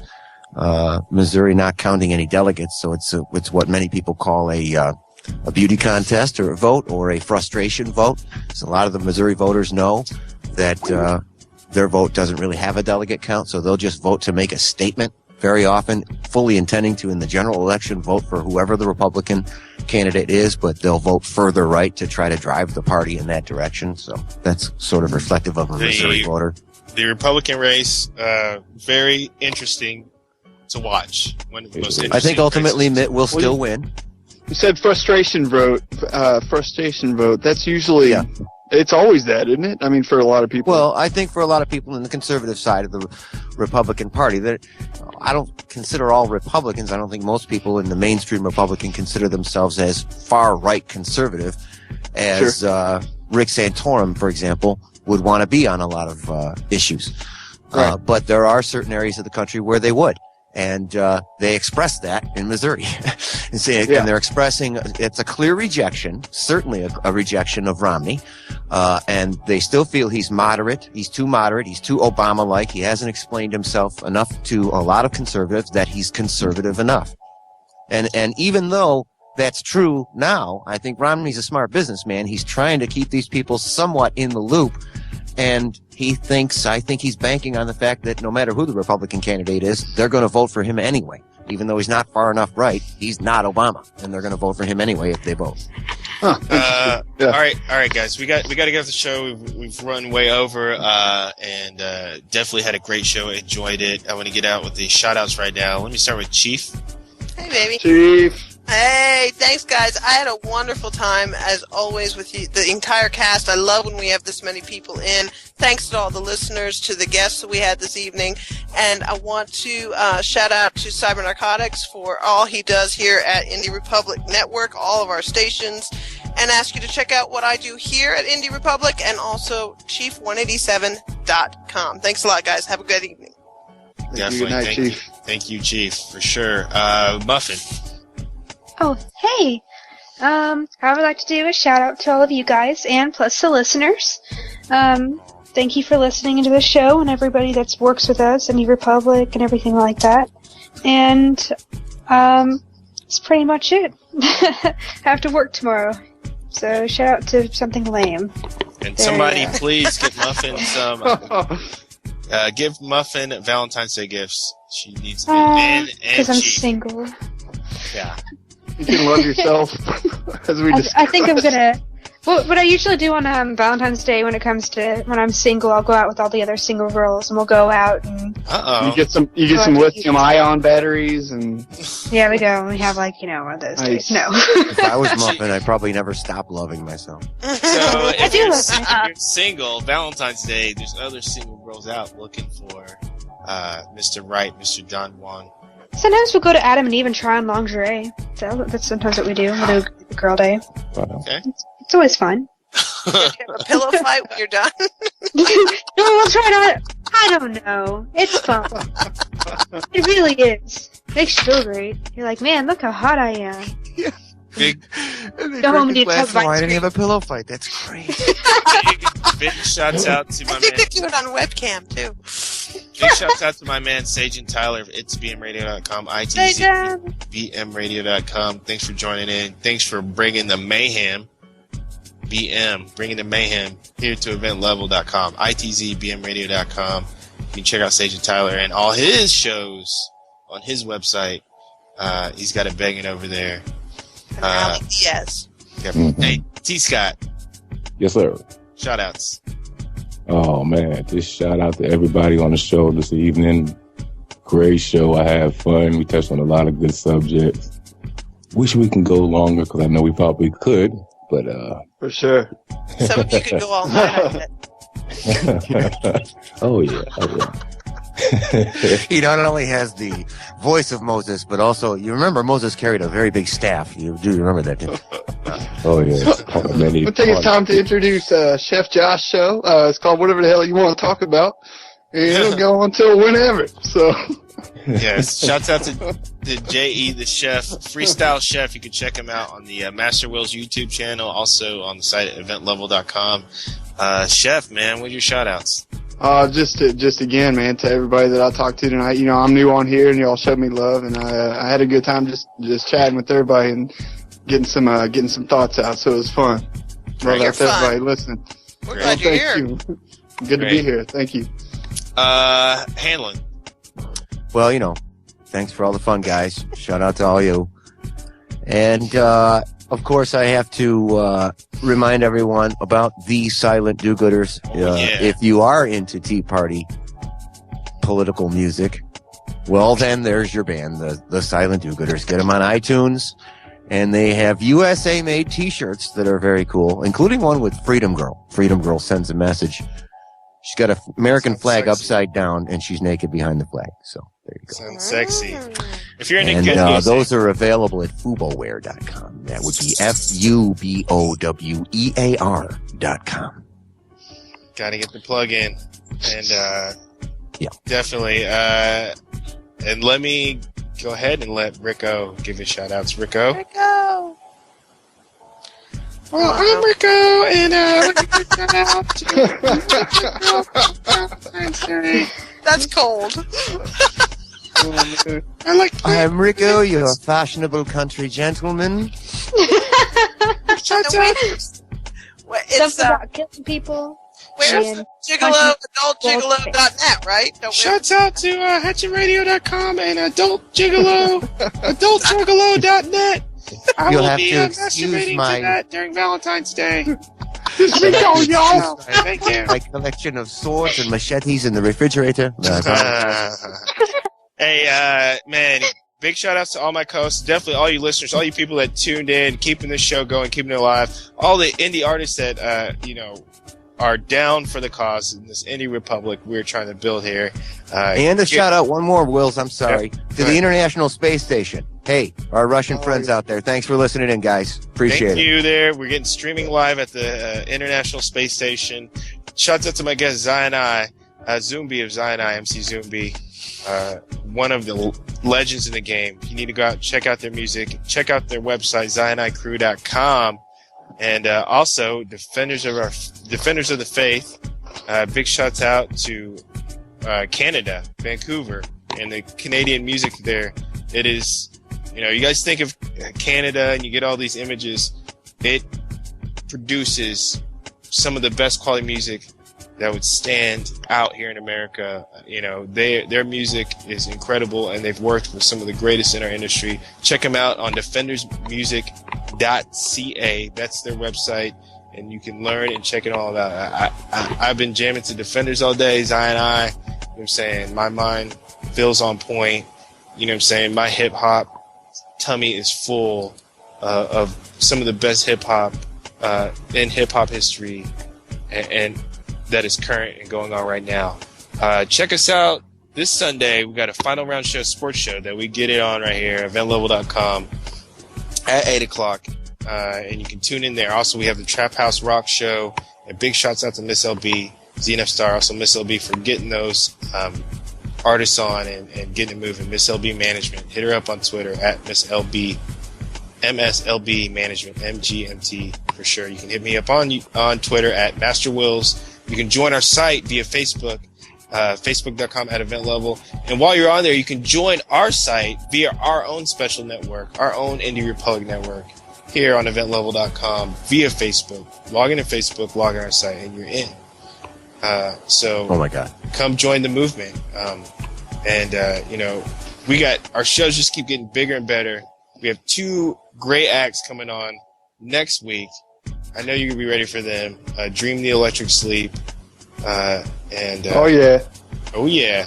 And That's my boys. we're going to give you a little... I'm going to switch it up, man. Hit you up with some rock bands next week. So definitely tune in. We're going to keep it live here at the main event. This is MasterWillz, and that's what's up, man. I'll see you next time. Yeah. Yeah.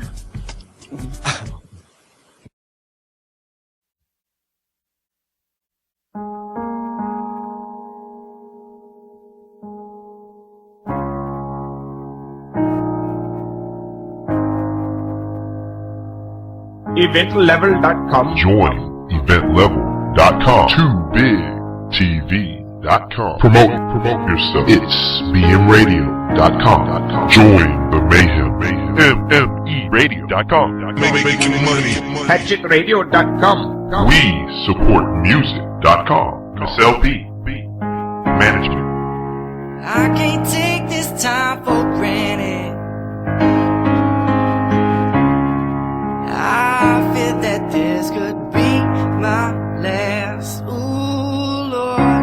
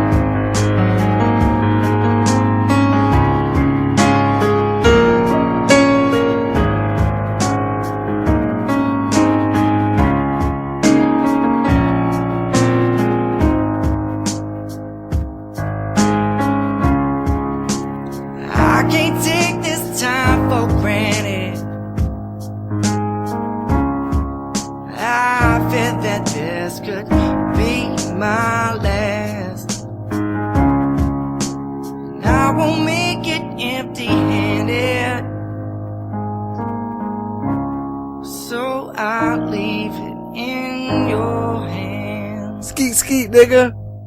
Skeet, nigga. Skeet, nigga. Skeet, nigga. Skeet, nigga. Skeet, nigga. Skeet, nigga. Skeet, nigga. Skeet, nigga. Skeet, nigga. Skeet, nigga. Skeet, nigga. Skeet, nigga. Skeet, nigga. Skeet, nigga. Skeet, nigga.